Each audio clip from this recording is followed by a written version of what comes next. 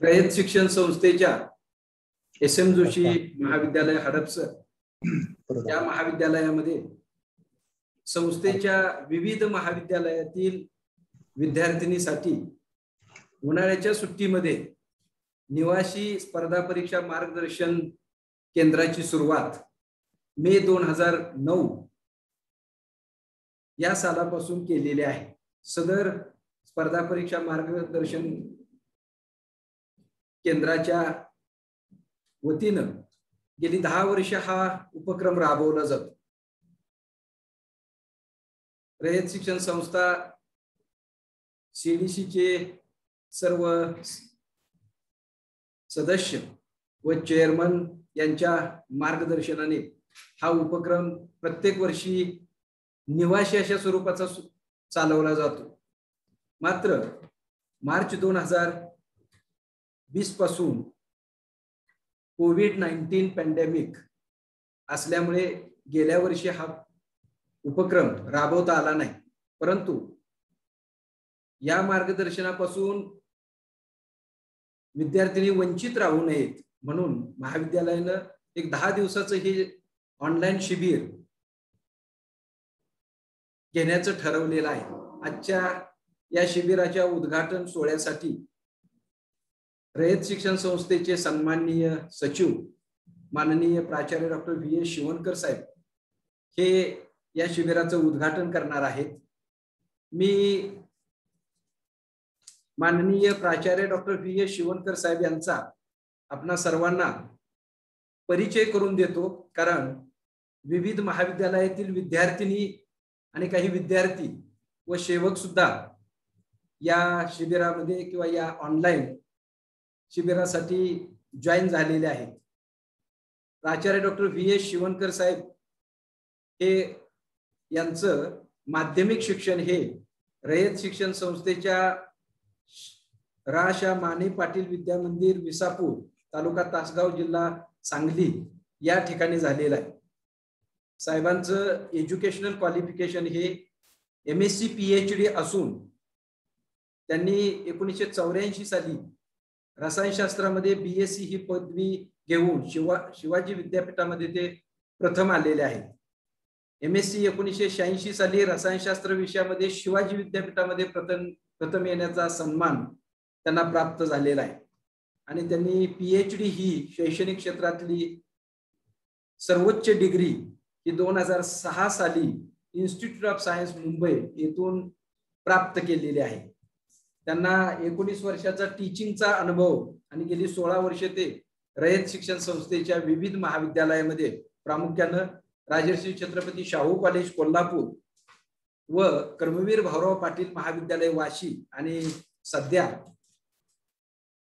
छत्रपती शिवाजी महाविद्यालय सातारा या ठिकाणी ते प्राचार्य म्हणून कार्यरत आहेत। खरं तर त्यांच्या कार्याची एक पोचपावती म्हणून रयत शिक्षण संस्थेने सध्या त्यांना सचिव या पदी विराजमान केलेला आहे। राजर्षी छत्रपती शाहू कॉलेज कोल्हापूर या कॉलेजमध्ये त्यांनी आपल्या प्राचार्य पदाची सुरुवात केली।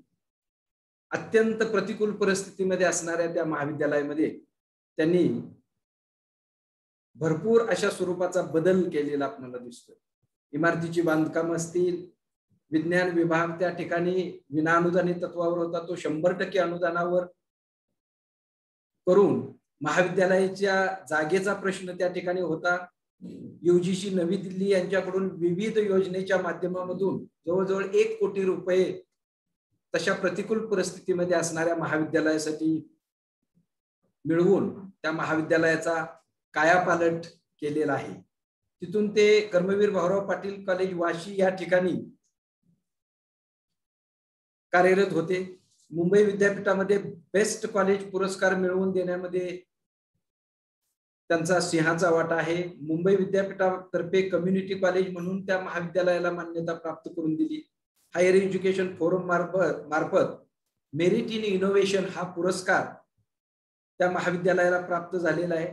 NAAC पुनर्मूल्यांकन त्यांच्या कालावधीमध्ये झालं, त्याच्यामध्ये national assessment and accreditation council Bangalore कडून त्या महाविद्यालयाला A+ दर्जा मिळाला आणि त्याच्यामुळेच युनिव्हर्सिटी ग्रँट्स कमिशन कडून त्या महाविद्यालयाला ऑटोनॉमी 2018-19 या सालामध्ये मिळाली. जैव तंत्रज्ञान विभाग, भारत सरकार यांच्याकडून स्टार कॉलेजचा दर्जा प्राप्त करणार ते एकमेव रयत शिक्षण संस्थेमधलं महाविद्यालय आहे. हायर एज्युकेशन रिव्ह्यू मार्फत कॉलेज ऑफ द इयर हा पुरस्कार सुद्धा त्या महाविद्यालयाला प्राप्त झालेला आहे. UGC कडून जवळजवळ 3 कोटी पर्यंतची अनुदान त्या महाविद्यालयासाठी प्राप्त करून देण्यामध्ये त्यांचा मोठा वाटा आहे. रुसा अंतर्गत त्या महाविद्यालयाला 5 कोटीचं अनुदान मिळालेलं आहे. साहेब ज्यावेळी KBP महाविद्यालय वाशी या ठिकाणी कार्यरत होते त्यावेळी त्यांनी रयत विज्ञान परिषदेचं 2018 यशस्वीपणे आयोजन केलेलं आहे. खारघर येथील रयत रिसर्च सेंटरच्या इमारतीचं बांधकाम पूर्ण करून त्या ठिकाणी Rayat centenary centre for invention and incubation RCCII ची सुरुवात 2019 मध्ये केलेली आहे. वाशी येथील इमारतीची बांधकामे पूर्ण करून पूर्वीच्या इमारतीचं ऑक्युपेशनल सर्टिफिकेट घेणं ही एक किचकट बाब त्यांनी पूर्ण केलेली आहे. वाशी येथील क्रीडांगणाच्या भाडेपट्टी करारास मुदतवाढ करून देणं, मोखाड्यासारखे ठिकाणी असणाऱ्या काही आश्रमशाळा आहेत त्या आश्रमशाळांना वर्गखोल्या बांधण्यासाठी आर्थिक मदत करणं, असे अनेक उपक्रम त्यांनी वाशी या महाविद्यालयामध्ये असताना केलेले आहेत. संशोधनामध्ये जर आपण पाहिलं तर त्यांना त्यांचे आंतरराष्ट्रीय जर्नल्स मध्ये 35 संशोधन निबंध प्रकाशित झालेले आहेत. मुंबई विद्यापीठाची PhD साठी त्यांना रिसर्च गाईड म्हणून मान्यता आहे. 3 विद्यार्थी त्यांच्याकडे PhD करतायत. सहकारी शिक्षक आणि विद्यार्थी यांच्यासोबत रयत शिक्षण संस्था आणि कर्मवीर भाऊराव पाटील वाशी यांचे नावे 8 पेटेंट दाखल झालेले आहेत. खरं तर ही आपणा सर्वांच्यासाठी एक अभिमानाची गोष्ट आहे आणि या साऱ्याचा परिपाक म्हणून त्यांना काही पुरस्कार व विविध संस्थांचं सदस्यत्व मिळालेलं आहे. त्या सदस्यत्वामध्ये royal society of chemistry London याचे ते सन्माननीय सदस्य आहेत.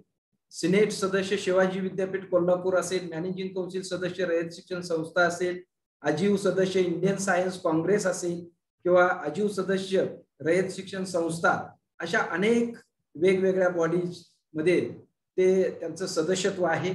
आदर्श शिक्षक पुरस्काराने त्यांना आविष्कार फाउंडेशन कोल्हापूरनं सन्मानित केलेलं आहे 2015 सालामध्ये.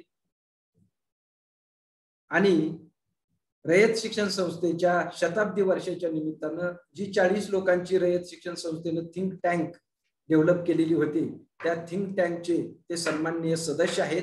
सध्या रयत शिक्षण संस्थेचे विद्यमान सचिव म्हणून ते कार्यरत आहेत. तसंच ते प्राचार्य म्हणून छत्रपती शिवाजी कॉलेज सातारा या ठिकाणी रुजू आहेत. असे आपल्या संस्थेचे सन्माननीय सचिव आज आपणाला या शिबिरासाठी उद्घाटक म्हणून लाभलेले आहेत. सरांचं मी SM जोशी महाविद्यालयाच्या वतीनं मनपूर्वक स्वागत करतो आणि मी त्यांना विनंती करतो की त्यांनी आमच्या या विद्यार्थिनींना आणि या शिबिरामध्ये ऑनलाईन सहभागी झालेल्या विद्यार्थ्यांना आपण मार्गदर्शन करा.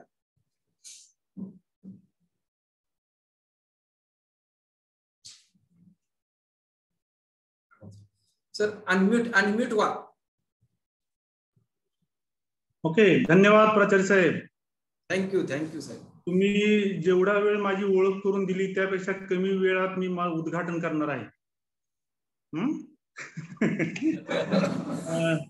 महिलांचं सबलीकरणाचं धोरण लक्षात घेऊन प्रशासकीय सेवेमध्ये महिलांचा टक्का वाढवावा, सहभाग वाढावा, यासाठी रयत शिक्षण संस्थेच्या माध्यमातून जे काही विविध प्रयत्न होत असतात त्या प्रयत्नाचा एक भाग म्हणून आपल्या महाविद्यालयामार्फत स्पर्धा परीक्षा मार्गदर्शन शिबिर आयोजित होत आहे. फार जुना उपक्रम आहे या कॉलेजचा आणि फक्त विद्यार्थिनीसाठीच हे शिबिर आयोजित केलं जातं. हे जवळजवळ हे 10वं वर्ष असावं या कॉलेजचं. आणि ब्रोशर मी बघितलं आपल्या या शिबिराचं. 10 दिवस खूप चांगले विविध विषयातील तज्ञ आपण बोलवलेले आहेत.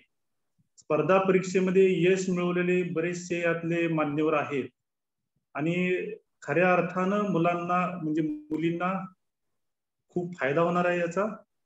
आता या निमित्तानं या कार्यक्रमाच्या आयोजनाच्या निमित्तानं या कॉलेजचे प्राचार्य डॉक्टर खिलारी साहेब, स्पर्धा परीक्षा मार्गदर्शन केंद्राच्या समन्वयक डॉक्टर शकुंतला सावंत मॅडम, समन्वयक प्राध्यापक अर्जुन भागवत सर, डॉक्टर महादेव झरे सर, उपप्राचार्य डॉक्टर डोंगरे यांचं मी खरं म्हणजे अभिनंदन करतो.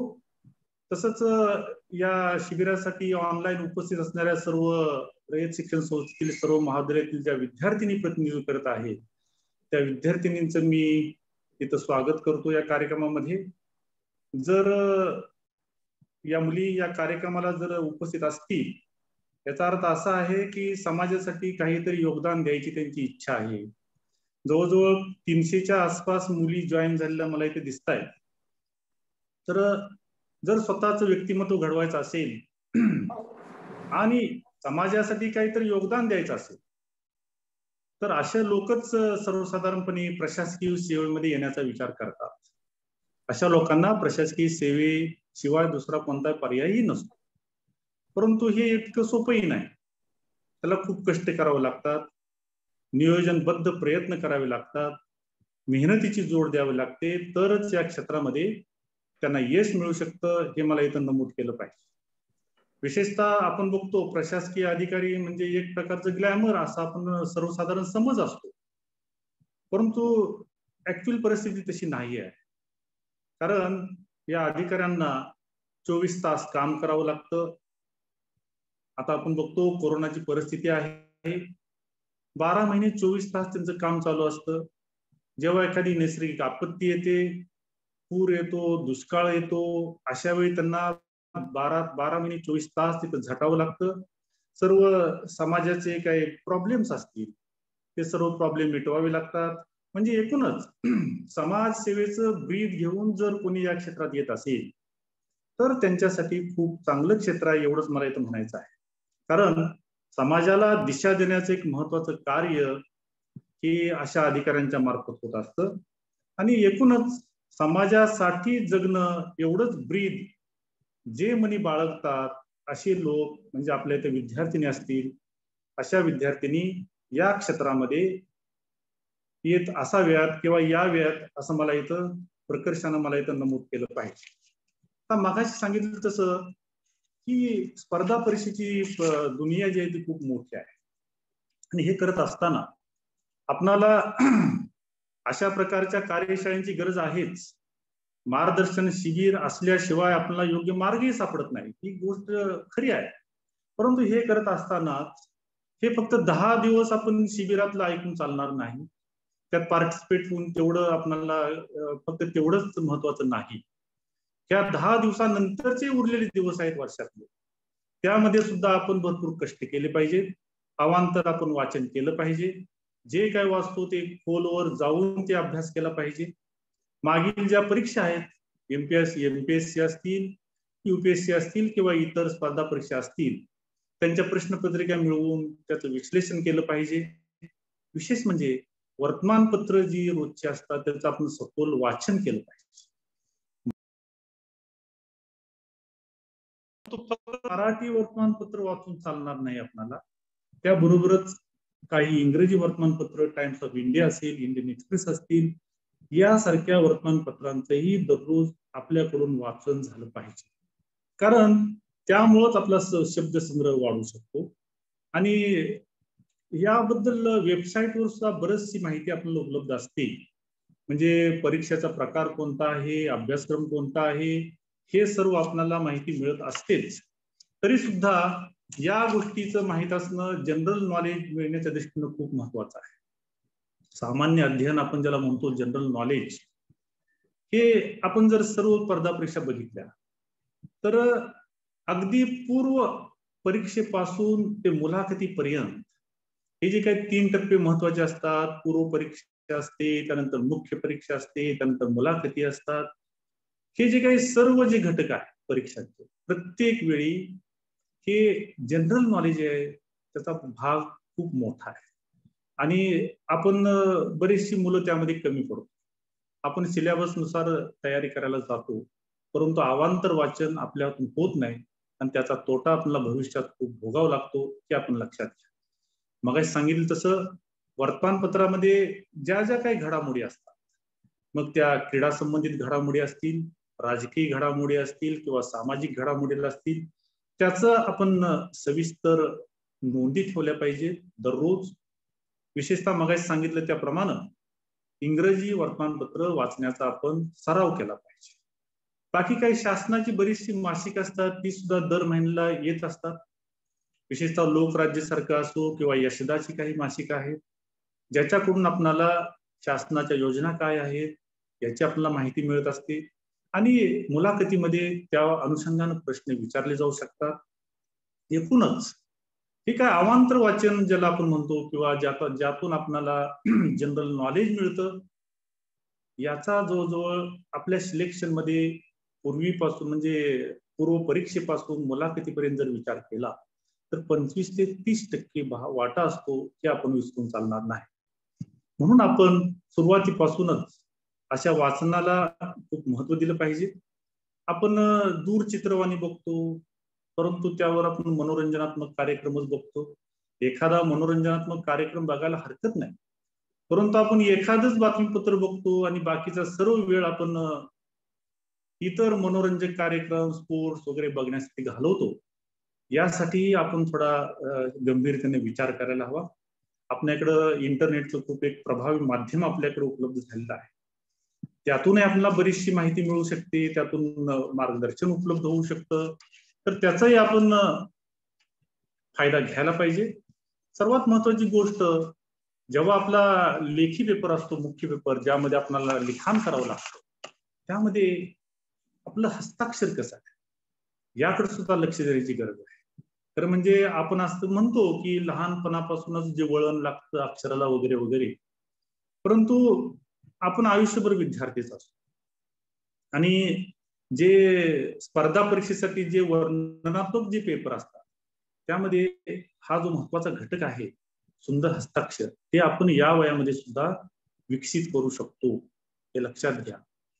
आणि लेखन असेल, मनन असेल, वाचन असेल आणि त्यातून चिंतन आणि मेहनत, ह्या सूत्रांचं जर आपण प्रभावी अंमलबजावणी केली तर आपल्याला यश मिळणं काही अवघड नसतं, हेही मला सांगायला हवं.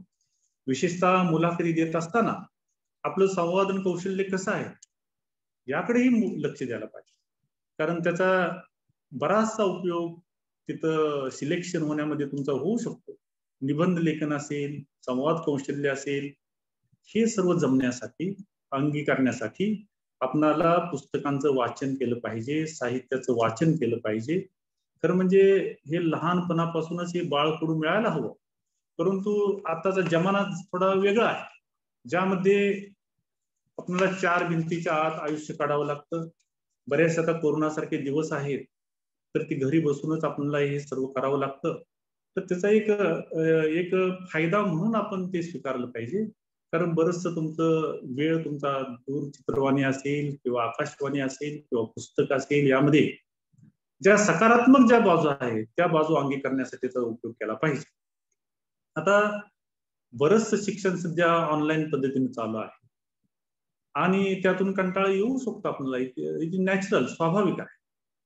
म्हणजे एक दीर्घ सुट्टी आहे अशा प्रकारे त्याचा विचार केला पाहिजे. पूर्वी फक्त दिवाळी, उन्हाळी किंवा काही विद्यापीठाच्या अंतर्गत नाताळच्या सुट्ट्या असायच्या. आता ही खूपच दीर्घ सुट्टी, कोरोना सुट्टी आपण म्हणत होतो. तर या वेळेमध्ये काही ऑनलाईन फाउंडेशन कोर्स सुरू आहेत, त्याच्या जाहिराती येत असतात. काही फ्री आहेत पहा, शासनाच्या वतीनं काही कोर्सेस आहेत. एमपीएससी असेल, यूपीएससी असेल, या संदर्भात काही ऑनलाईन फाउंडेशन कोर्स यासाठी जर आपण प्रवेश घेतला तर त्यातूनही आपल्याला योग्य दिशा मिळू शकते. आणि विद्यार्थ्यांनी स्पर्धा परीक्षेत यशस्वी होण्यासाठी आतापर्यंत जे उमेदवार यशस्वी झालेले आहेत त्यांच्याशी आपण संपर्क साधला पाहिजे, त्यांच्याकडून आपण मार्गदर्शन सुद्धा घेतलं पाहिजे. आणि मला वाटतं युट्यूबवर बरीचशी अशी व्याख्यानं उपलब्ध आहेत. बरेचशी स्पर्धा परीक्षा मार्गदर्शन केंद्र पुण्यासारख्या ठिकाणी आहेत, त्यांच्याकडे सुद्धा अशी मार्गदर्शनपर व्याख्यानं त्यांनी युट्यूबच्या माध्यमातून त्यांनी वितरित केलेली आहे. आपल्या रयत शिक्षण संस्थेमध्ये सुद्धा जे विद्यार्थी अशा प्रकारच्या परीक्षेमध्ये उत्तीर्ण झालेले आहेत, काही तज्ज्ञ आहेत, काही मार्गदर्शक आहेत, त्यांच्या कॅसेट्स आहेत व्याख्यानाच्या. त्या व्याख्यानाच्या कॅसेट्स कधीही आपल्या रयत शिक्षण संस्थेच्या वेबसाईटवर जर तुम्ही गेला तर तुम्हाला तिथं आढळून येतील.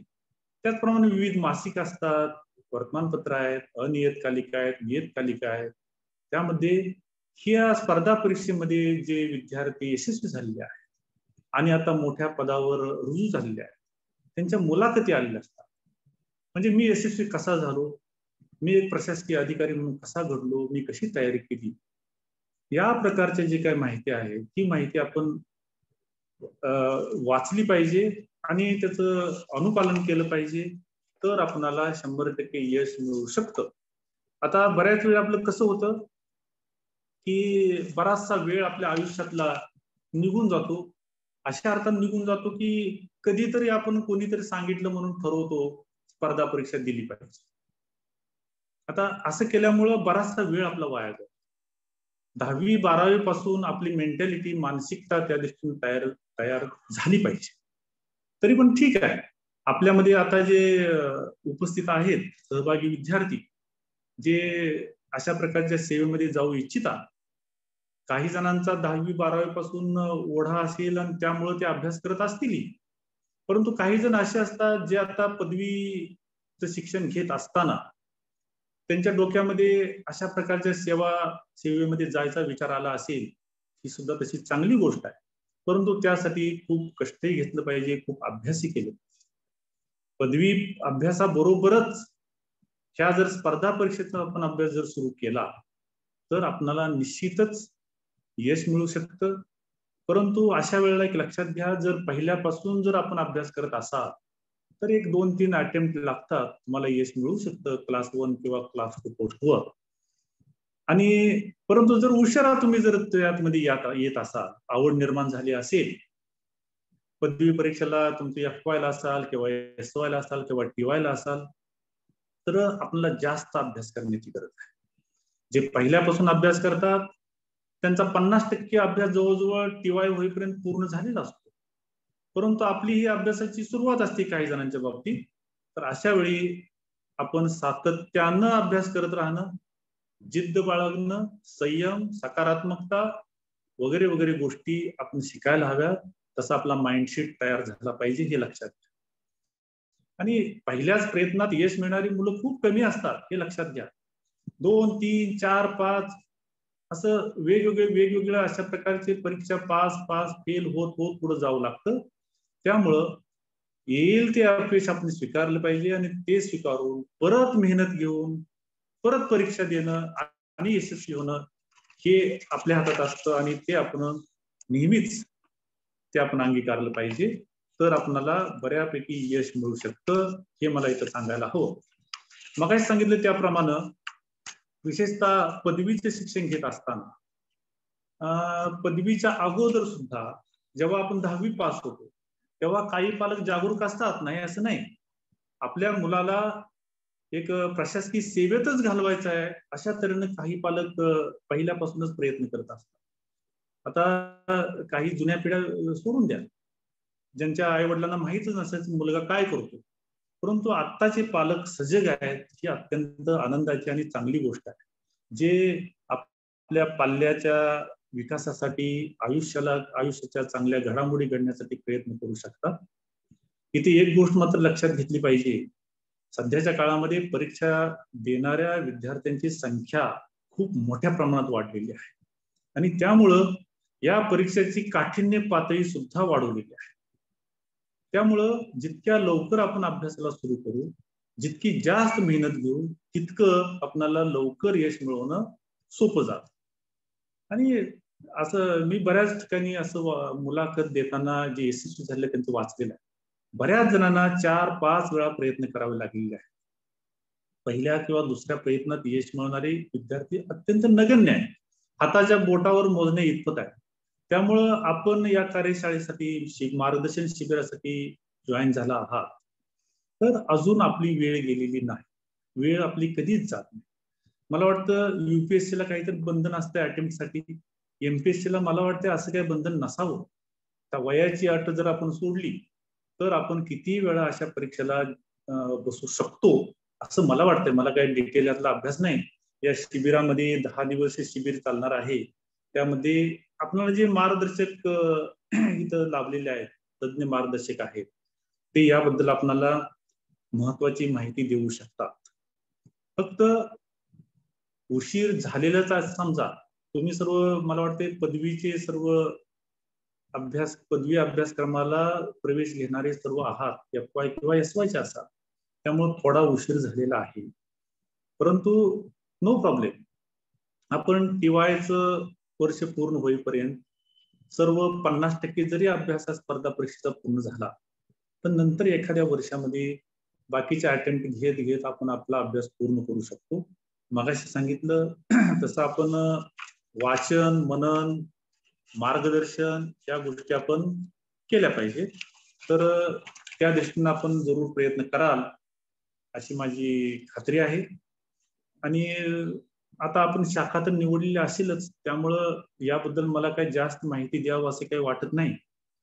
तरी पण ज्यांना इंग्रजी माध्यमातून आलेले असतील किंवा मराठी माध्यमातून आलेले असतील, आता तो विचार करण्यात काही अर्थ नाही.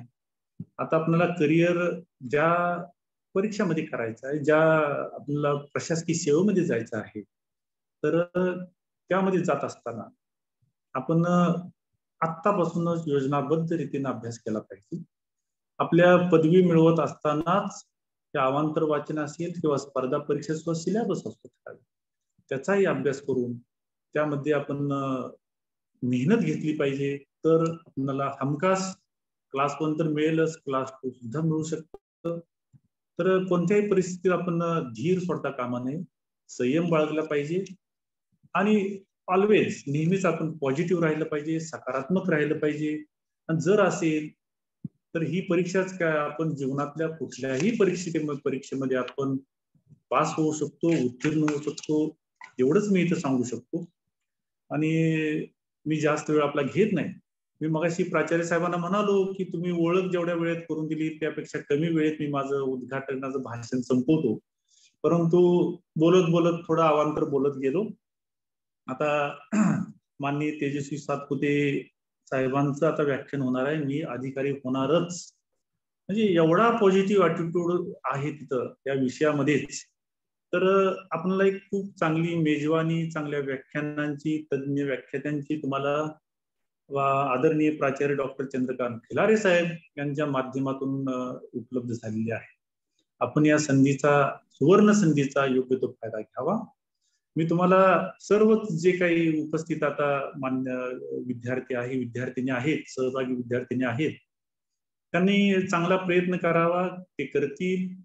आणि या स्पर्धा परीक्षा ज्या काही असतील, फक्त MPSC UPSCच नाही, बँकिंगच्या परीक्षा आहेत, अजून कुठल्या परीक्षा आहेत, स्टाफ सिलेक्शन आहे, कोणत्याही परीक्षेमध्ये आपण या परीक्षेच्या माध्यमातून जर पुढे गेला, शिबिराच्या माध्यमातून, तर आपल्याला चांगले यश मिळेल अशी मला खात्री आहे.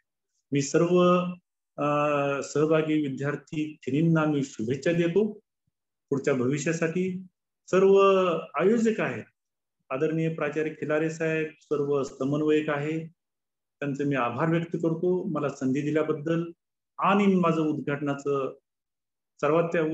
समारोप करण्याच्या अगोदर या 10 दिवसाचं जे काही मार्गदर्शन शिबिर आहे, ऑनलाईन स्पर्धा परीक्षा शिबिर, या शिबिराचं उद्घाटन झालं असं मी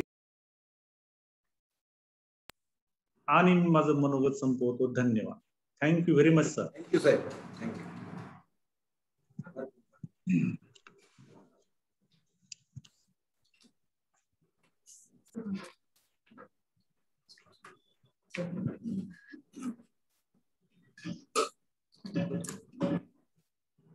नमस्कार.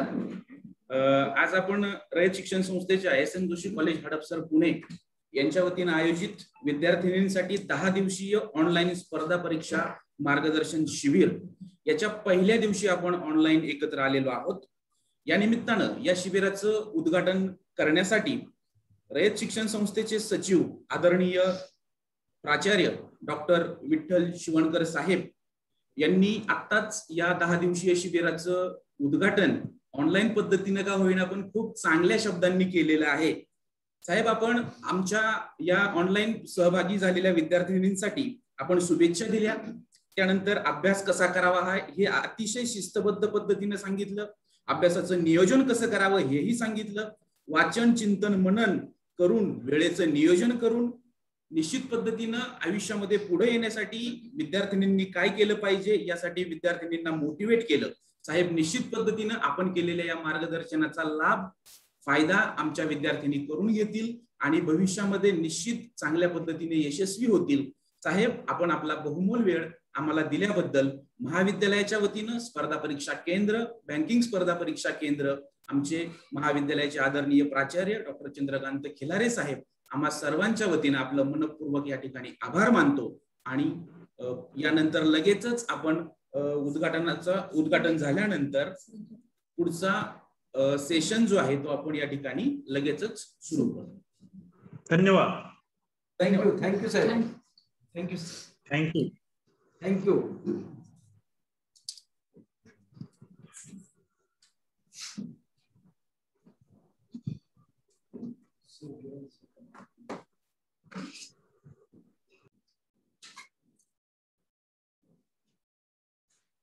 दहा दिवसीय स्पर्धा परीक्षा मार्गदर्शन शिबिराचं जे आपण ऑनलाईन प्लॅटफॉर्मवर घेत आहोत त्याचं उद्घाटन आत्ताच माननीय सचिव प्राचार्य डॉक्टर शिवनकर साहेब यांच्या शुभ हस्ते झालेलं आहे. यानंतर आपण या मालिकेमधील पहिलं व्याख्यान माननीय डॉक्टर वैशाली कडूकर पाटील मॅडम, ज्या पोलीस अधीक्षक म्हणून कार्यरत आहेत, त्यांचं आज आपण व्याख्यान घेत आहोत. थोडीशी तर दिलगिरी अशी व्यक्त करायची आहे की ज्या प्रमुख पाहुणे आजच्या होत्या माननीय तेजस्वी सातपुते, त्या थोड्या त्यांच्या आयजी बरोबर मीटिंग मध्ये बिझी असल्यामुळे आणि ती थोडीशी वेळ लागत असल्यामुळे आज आपण माननीय डॉक्टर वैशाली कडूकर पाटील मॅडम यांना आज आपण इथं निमंत्रित केलेलं आहे. मॅडम जॉईन झालेल्या.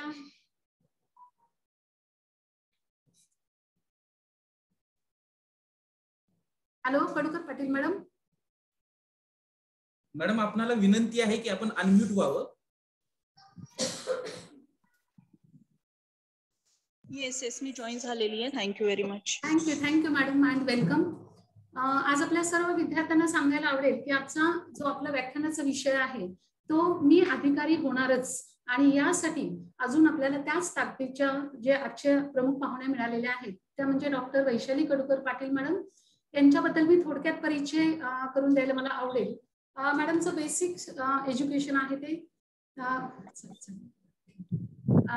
मॅडमचं BMS झालेलं आहे आणि त्यानंतर मॅडमनी मेडिकल ऑफिसर म्हणून काम करत असतानाच या MPSC परीक्षेची तयारी केली आणि 2014च्या बॅच मधून DYSP या पदावर त्यांची निवड झालेली आहे. मॅडमनी पुण्यामध्ये पुणे ग्रामीण इथं पोलीस उपाधीक्षक म्हणूनही काम केलेलं आहे आणि आमच्या महाविद्यालयाला मॅडमचं वारंवार मार्गदर्शन मिळालेलं आहे की ज्याच्यातून खूप मुलींनी प्रेरणा घेऊन त्या या करिअरकडे स्पर्धा परीक्षेच्या माध्यमातून अधिकारी होण्याचं स्वप्न बऱ्याच मुलींनी आज सिद्ध केलेलं आहे आणि अजून काही मुली ते स्वप्न साकार करण्यासाठी मनापासून प्रयत्न करत आहेत. त्या विद्यार्थ्यांसाठी आजचं व्याख्यान हे नक्कीच उपयुक्त असं ठरेल. मी मॅडमचं आपल्या सर्वांच्या वतीने आणि महाविद्यालयाच्या वतीने पुन्हा एकदा हार्दिक असं स्वागत करते आणि माननीय डॉक्टर कडूकर पाटील मॅडम यांना विनंती करते की त्यांनी आमच्या विद्यार्थिनींना मार्गदर्शन करावं.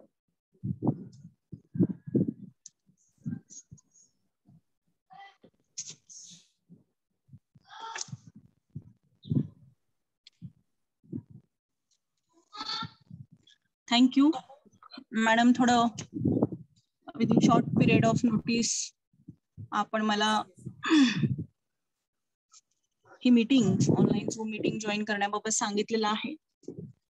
त्यामुळे विदाउट एनी प्रिपरेशन, कारण मी सध्या लिव्ह वर आहे पण मॅडम बिझी असल्यामुळे मॅडमनी सांगितलं की आपण जॉईन करा ही मीटिंग. त्यामुळे मी ही मीटिंग जॉईन करते, कारण यापूर्वी MSM जोशी कॉलेजमध्ये 1-2 वेळा येऊन गेलेली आहे आणि मार्गदर्शनही केलेलं आहे.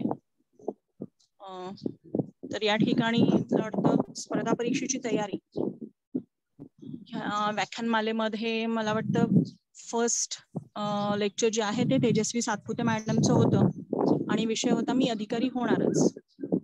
आणि या विषयावर विदिन शॉर्ट नोटीस पिरियड मध्ये मला बोलायचं आहे. तशी पोलिसांना सवय असते अचानक कोणतीही समोर आलेली गोष्ट फेस करायची आणि ती व्यवस्थितपणे हँडल करायची. मॅडम, आता माझं इंट्रोडक्शन सांगताना आपण सांगितलं की माझं मेडिकल बॅकग्राऊंड आहे. जोपर्यंत माझं मेडिकल ग्रॅज्युएशन कम्प्लीट झालं नव्हतं तोपर्यंत MPSC किंवा UPSC चा लॉंग फॉर्म देखील मला माहिती नव्हतं. आता थोड्या वेळापूर्वी शिवणकर सरांनी सांगितलं की 10वी 12वी पासून आपल्याला तयारी करणं गरजेचं आहे आणि त्या अनुषंगाने आजकाल पालक विद्यार्थी हे फारच अवेअर आहेत.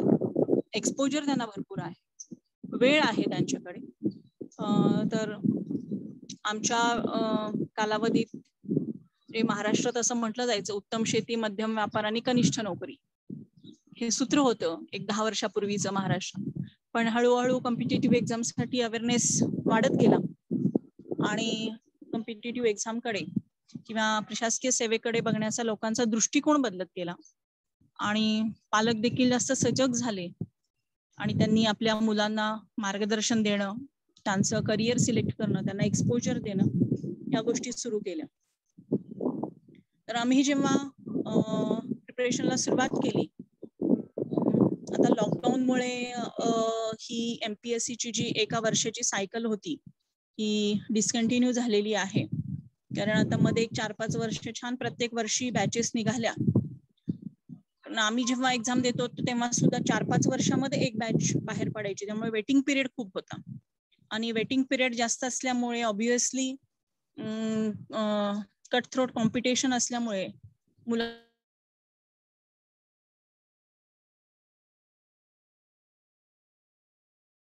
की एका प्रयत्नामध्ये प्रत्येकाला यश मिळतच असं नाही. शेतकरी खूप साऱ्या बिया जमिनीमध्ये पेरतो पण प्रत्येक बी उगवतेच असं नाही. असं कॉम्पिटेटिव्ह एक्झाम्सही आहे. कारण आता बरेच लोक किंवा बरेच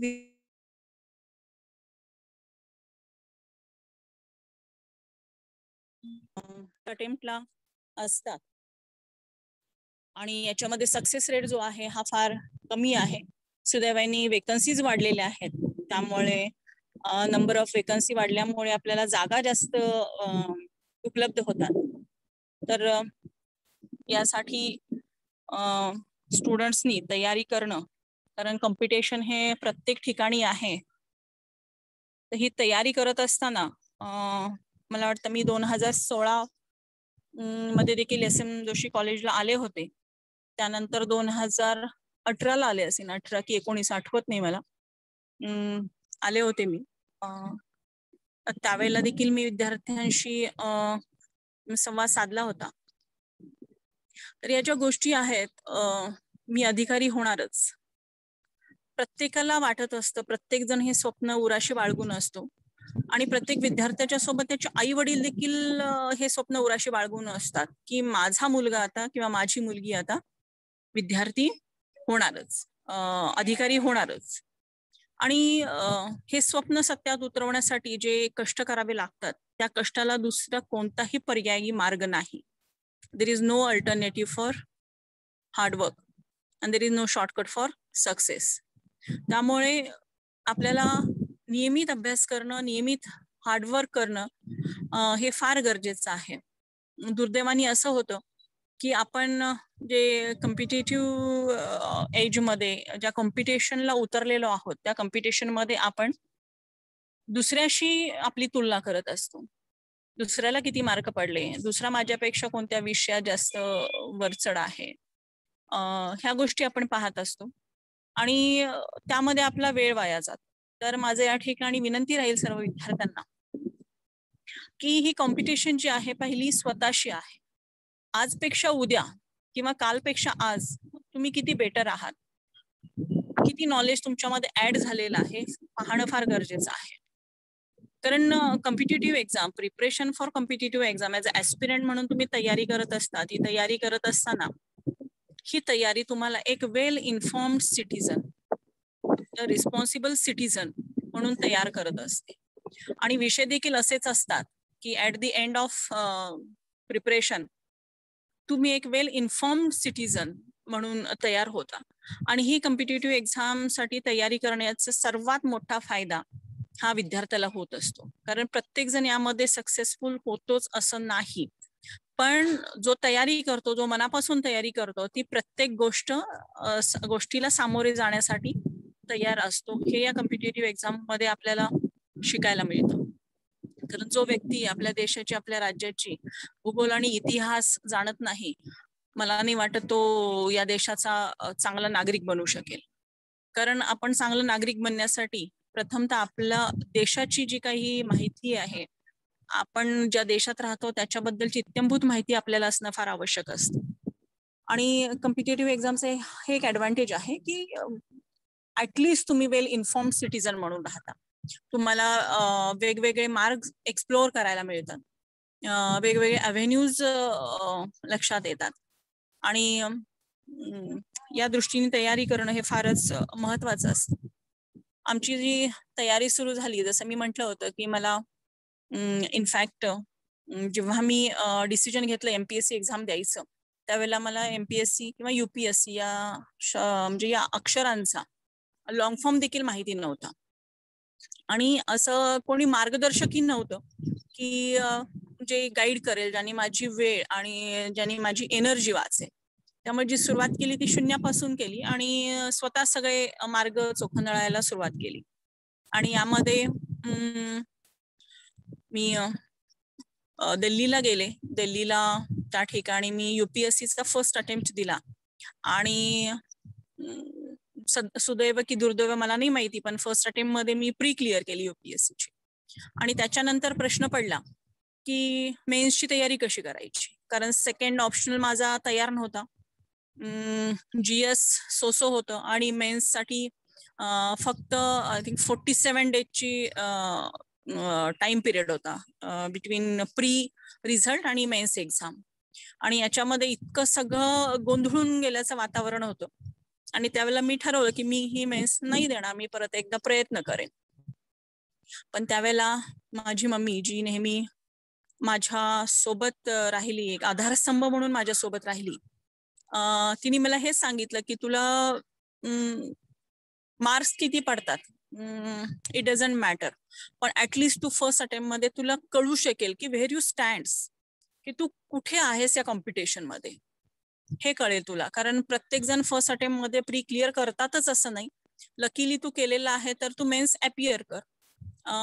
आणि मग मी ठरवलं की मी मेन्स अपियर करायचं. आणि मग घाई गडबडी धावत पळत सगळी तयारी सुरू झाली आणि मेन्स एक्झाम दिली. जशी 15 नोव्हेंबरला मेन्स एक्झाम संपली तशी मी ट्रेन पकडून परत महाराष्ट्रात आले. कारण त्यावेळेला 16 डिसेंबरला MPSCची एक्झाम होती आणि मला MPSCचा तो अटेम्प्ट द्यायचा होता. त्यामुळे मी काय फार विचार केला नाही की माझ्या मेन्सचा रिझल्ट काय लागेल. आणि मग मी परत आले महाराष्ट्रात आणि 16 डिसेंबरचा MPSCचा मी प्री एक्झाम दिली.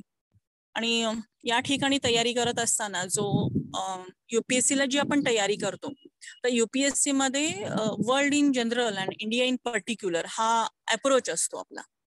आणि MPSC मध्ये इंडिया इन जनरल आणि महाराष्ट्र इन पर्टिक्युलर हा अप्रोच असतो. म्हणजे आपल्याला महाराष्ट्राची खडानखडा माहिती MPSC मध्ये असणं गरजेचं असतं आणि इंडियाबद्दल आपण जनरल माहिती ठेवतो. आणि UPSC मध्ये इंडियाची खडानखडा माहिती असणं गरजेचं असतं आणि जगाविषयी आपण इन जनरल माहिती ठेवतो. तर हे करत असताना इंग्लिश मधून मराठी मीडियम मध्ये परत स्विच ओव्हर होणं आणि त्यावेळेला ते शेती घटक वगैरे ते काही तो पण असायचा सब्जेक्ट, त्याची तयारी करणं हे थोडस अडचणीचं झालं. आणि त्यावेळेला ती मी प्री दिली आणि 200 मार्काची प्री होती त्यावेळेला. आणि मुलींसाठी त्यावेळेला 124-125 प्लस मार्क्स जर असतील तर आपण प्री कम्फर्टेबली क्लिअर करू अशी सिच्युएशन असायची. मुलांसाठी कॉम्पिटिशन थोडं टफ असायचं. आणि त्यावेळेला मला माझा प्रीचा स्कोर 164 होता. So I was very damn sure की मी प्री MPSC ची क्लिअर करणार आहे आणि मला मेन्सची तयारी करायची आहे. आणि मग मी मेन्सची तयारी करायला सुरुवात केली आणि मी मग इथं MPSC साठी वगैरे काही स्पेशल क्लासेस वगैरे काही लावले नव्हते, कारण माझ्याकडे वेळच नव्हता.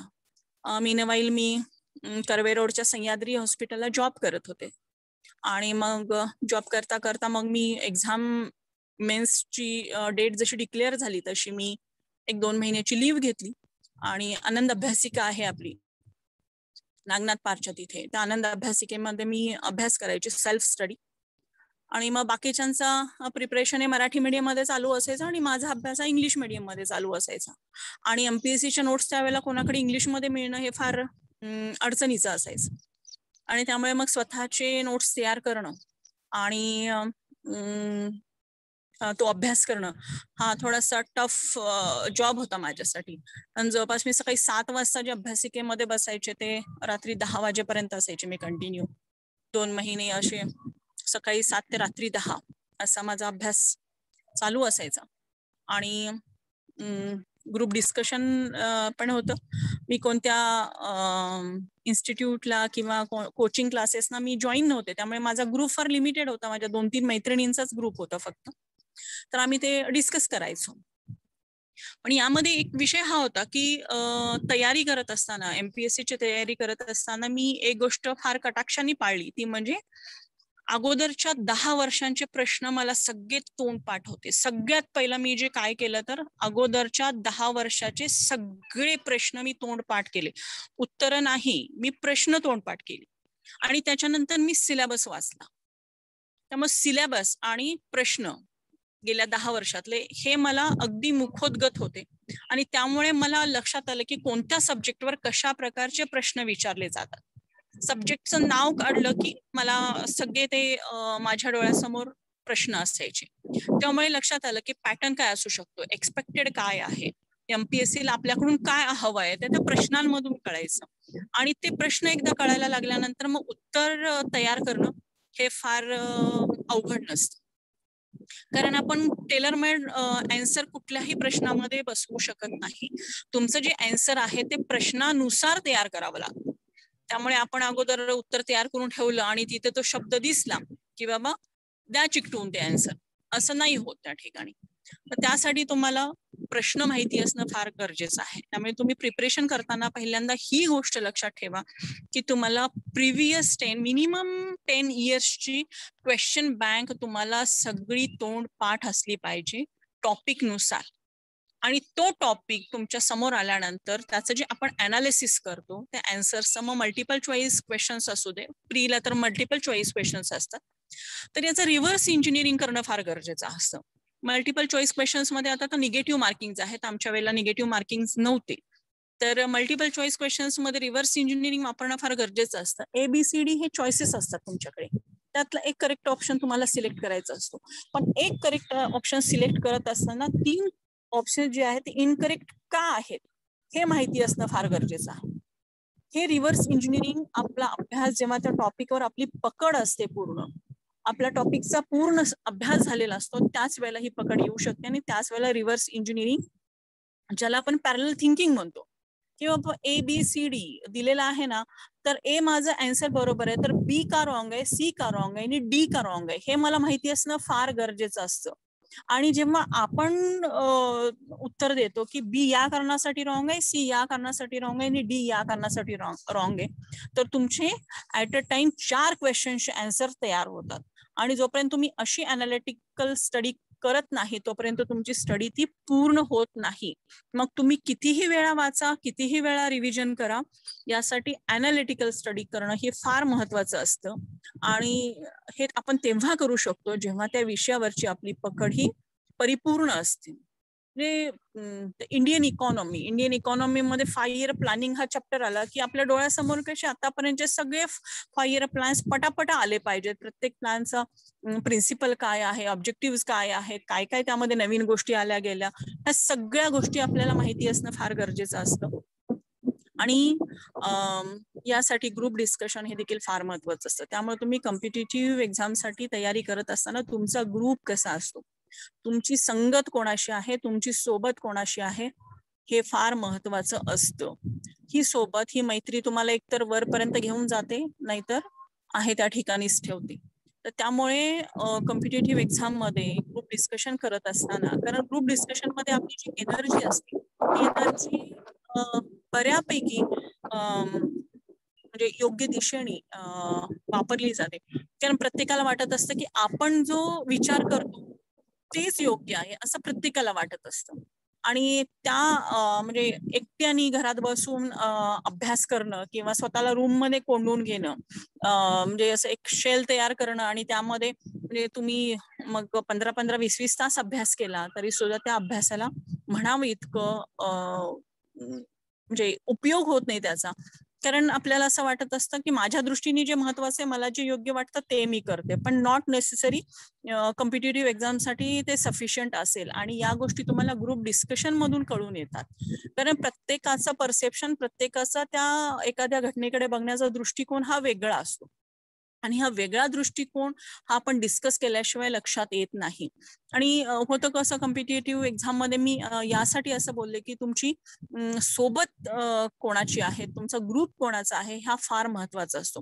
कारण बऱ्याच विद्यार्थ्यांना आपलं असं म्हणजे झाकून ठेवायचं आणि दुसऱ्याकडून ऐकायचं अशी पण एक सवय असते ग्रुप डिस्कशन मध्ये. तर असं न करता प्रत्येकाने स्वतःचं प्रिपरेशन 100% करून त्यामध्ये जर आपण ग्रुप डिस्कशन केलं तर त्याचा फार छान उपयोग होऊ शकतो. कारण आपण असं आपल्या सर्वांना माहिती आहे, ज्ञान हे दिल्याने वाढतं आणि ते डिस्कशन केल्याने आणि कॉन्सॉलिडेट होतं. म्हणजे एक वेळाला वाचल्याने आपल्या जितकं लक्षात राहतं त्याच्यापेक्षा जास्त ते लिहिल्यानंतर लक्षात राहतं आणि त्याच्यापेक्षा जास्त ते आपण डिस्कस केल्याने लक्षात राहतं. आणि डिस्कस करताना आपण एक ही शिकवण्याचीच पद्धत असते आपण जेव्हा डिस्कशन करतो. तर यामध्ये लक्षात राहण्याचे म्हणजे मेमरायझेशनचं जे पर्सेंटेज आहे ते अधिक जास्त असतं. त्यामुळे माझी विनंती राहील की तुम्ही एक तुमचा आतापासूनच डिस्कशन ग्रुप तयार करावा. सुरुवातीला छोटे छोटे विषय डिस्कशनसाठी घ्यावेत आणि जसं जसं तुमचा म्हणजे सिलेबसवरचा होल्ड वाढत जाईल किंवा जे काही करंट इव्हेंट्स आहेत त्याच्याबद्दलचा अवेअरनेस वाढत जाईल, टीव्हीवरचे जे डिस्कशन्स आहेत ते फोरम्स तुम्ही जेव्हा इंटरेस्टनी ऐकायला लागाल त्यावेळेला हे डिस्कशनचे आपोआप हे बदलले जातात, अँगल बदलले जातात, त्याच्यामध्ये मॅच्युरिटी येते, त्याच्यामध्ये अधिकाधिक आस्पेक्ट्स येतात. कारण एमपीएससी मध्ये प्री आणि मेन्स झाल्यानंतर जो इंटरव्ह्यू असतो त्या इंटरव्ह्यू मध्ये तुमच्याकडून हेच अपेक्षित असतं की तुम्ही at a given point of time म्हणजे आता या ठिकाणी अशी सिच्युएशन आहे तर तुम्ही डिसिजन कसं घेणार आणि ज्या पद्धतीने तुम्ही डिसिजन घेता त्या पद्धतीने तुम्ही एक अधिकारी म्हणून आपली छाप सोडत असता त्यावेळेला. अदरवाईज इतर वेळेला तरी काय आठवड्याचे 7 दिवस आणि दिवसातले 24 तास असे रुटीनच चालू असतात. पण अशी एखादी सिच्युएशन असते ज्या वेळेला आपल्याला निर्णय घेण्याची गरज पडते आणि तो निर्णय हा खूप मोठ्या प्रमाणात प्रभाव पाडू शकणारा निर्णय असतो आणि त्यावेळेला तुमची निर्णय क्षमता काय आहे आणि त्या कोणत्या बेसिसवर तुम्ही कोणत्या ग्राउंड्सवर तो निर्णय घेता, ही निर्णय घेण्याची तुमची जी कुवत आहे ही कुवत इंटरव्ह्यूच्या वेळेला तपासली जाते. आणि त्यामुळे मी हेच आपल्याला सांगेन की इंटरव्ह्यूची तयारी करत असताना सुद्धा, कारण पहिल्यांदा इंटरव्ह्यूसाठी प्री क्लिअर करावी लागेल, नंतर मेन्स क्लिअर करावी लागेल आणि त्याच्यानंतर इंटरव्ह्यू फेस करावा लागेल. तर ह्या सर्व प्रिपरेशन करत असताना आपण एक ऍज अ पर्सनॅलिटी म्हणून आपण पर्सनॅलिटी कडे लक्ष देणं फार गरजेचं असतं. कारण शेवटी एमपीएससी ही फक्त सिलेक्शन कमिटी आहे. एमपीएससी फक्त सरकारकडून म्हणजे कोणत्या कोणत्या डिपार्टमेंटमध्ये किती वेकन्सीज आहेत यांची लिस्ट घेते आणि तेवढ्या वेकन्सीजसाठी तेवढे कॅन्डिडेट सिलेक्ट करून देते फक्त. So MPSC is a selection committee आणि त्यांच्या सिलेक्शन क्रायटेरियाला आपण चपखल बसणं हे फार गरजेचं असतं. आणि त्यासाठी पर्सनॅलिटीमध्ये प्रत्येकाची पर्सनॅलिटी काय अगदी बेस्टच असेल किंवा ग्रँड असेल असं नाही, पण आपण त्याच्यामध्ये पर्सनॅलिटीमध्ये ऍडिशन्स कराव्या लागतात. काही काही जाणून बुजून अभ्यास करावा लागतो, काही काही गोष्टी किंवा तत्व आपल्याला अंतर्भूत करावी लागतात. तर आपण जर MPSCच्या प्रीची तयारी करत असाल तर मी आपल्याला मगाशी जसं बोलले की तुम्ही 10 वर्षाचे क्वेश्चन पेपर तुमचे पाठ असणं फार गरजेचं आहे. प्रत्येक टॉपिक वरचे क्वेश्चन्स तुम्ही सेपरेट केलेले असणं फार गरजेचं आहे. त्या टॉपिकवर तुमची पकड असणं फार गरजेचं आहे. आणि त्या टॉपिकवरचे क्वेश्चन सॉल्व्ह करत असताना तुम्ही रिव्हर्स इंजिनिअरिंगचा वापर करत असताना माझे 3 आन्सर्स का चुकीचे आहेत हे देखील माहिती असणं फार गरजेचं आहे. त्या अनुषंगाने तुम्ही प्रीची तयारी करणं फार गरजेचं आहे. आणि मेन्सची तयारी करत असताना ऑब्विसली काही MCQs आहेत, काही रिटन पार्ट्स आहेत. तर रायटिंग स्किल, कारण आपण समजावून सांगण्यासाठी त्या आपले जे पेपर चेक करणारे असतात किंवा एक्झामिनर असतात त्यांच्या समोर नसतो. आपल्या मनात काय चाललेलं आहे हे आपण पेपरमध्ये उतरवलेल्या शब्दातून आपण त्यांना सांगत असतो. So your words are your communicators. त्यामुळे रिप्रेझेंटेशन करत असताना, कागदावर रिप्रेझेंटेशन करत असताना ते रिप्रेझेंटेशन किती योग्य असेल आणि किती सटीक असेल आणि किती ते फ्लो चार्ट मध्ये असेल. म्हणजे आपल्याला जायचे दिल्लीला आणि पोचलेत कलकत्त्याला उत्तर लिहिता लिहिता असं नाही झालं पाहिजे. त्यासाठी एक प्लॅन असणं फार गरजेचं आहे. त्यामुळे प्रत्येक मेन्स क्वेश्चन सॉल्व्ह करत असताना, आन्सर लिहित असताना ब्रेन स्टॉर्मिंग हा एक विषय असतो की क्वेश्चन काय विचारलेला आहे मला आणि त्या क्वेश्चन मध्ये माझं इंट्रोडक्शन काय असणार आहे, आन्सरची बॉडी काय असणार आहे आणि माझं कन्क्लुजन काय असणार आहे. हे 1 मिनिटामध्ये, जर तुम्हाला तो क्वेश्चन लिहिण्यासाठी 10 मिनिटाचा वेळ असेल तर 1 मिनिटामध्ये हे ब्रेन स्टॉर्मिंग करणं मस्ट आहे. आपण 100 मीटरची स्प्रिंट करत असू, 10 किलोमीटरचं मॅरेथॉन पळत असू तर आपल्याला अगोदर वॉर्मअप करणं जसं गरजेचं असतं तसं कोणतंही आन्सर लिहिताना आपल्याला ब्रेन स्टॉर्मिंग हे फार गरजेचं असतं. आणि हे ब्रेन स्टॉर्मिंग रफ पेजवर रॅन्डमली कितीही तुम्हाला शब्द आठवू दे त्या उत्तराबाबतचे ते लिहून ठेवायचे असतात. फक्त ॲरो देऊन किंवा सर्कल करून लिहून ठेवायचे. 1 मिनिटामध्ये जे काही तुम्ही त्या आन्सर क्वेश्चन बद्दलचं ब्रेन स्टॉर्मिंग कराल ते रफ पेजवर लिहून ठेवायचं आणि ते पेज समोर ठेवायचं आणि मग आन्सर लिहायचं. कारण आन्सर लिहिताना पण एक अंडरस्टँडिंग त्या क्वेश्चन बद्दल बाबतची एक अंडरस्टँडिंग असणं फार गरजेचं असतं. क्वेश्चन जो विचारलेला आहे आणि त्याचं जे आन्सर आपण लिहिणार आहोत त्याचं पहिल्यांदा इंट्रोडक्शन करून देणं फार गरजेचं आहे.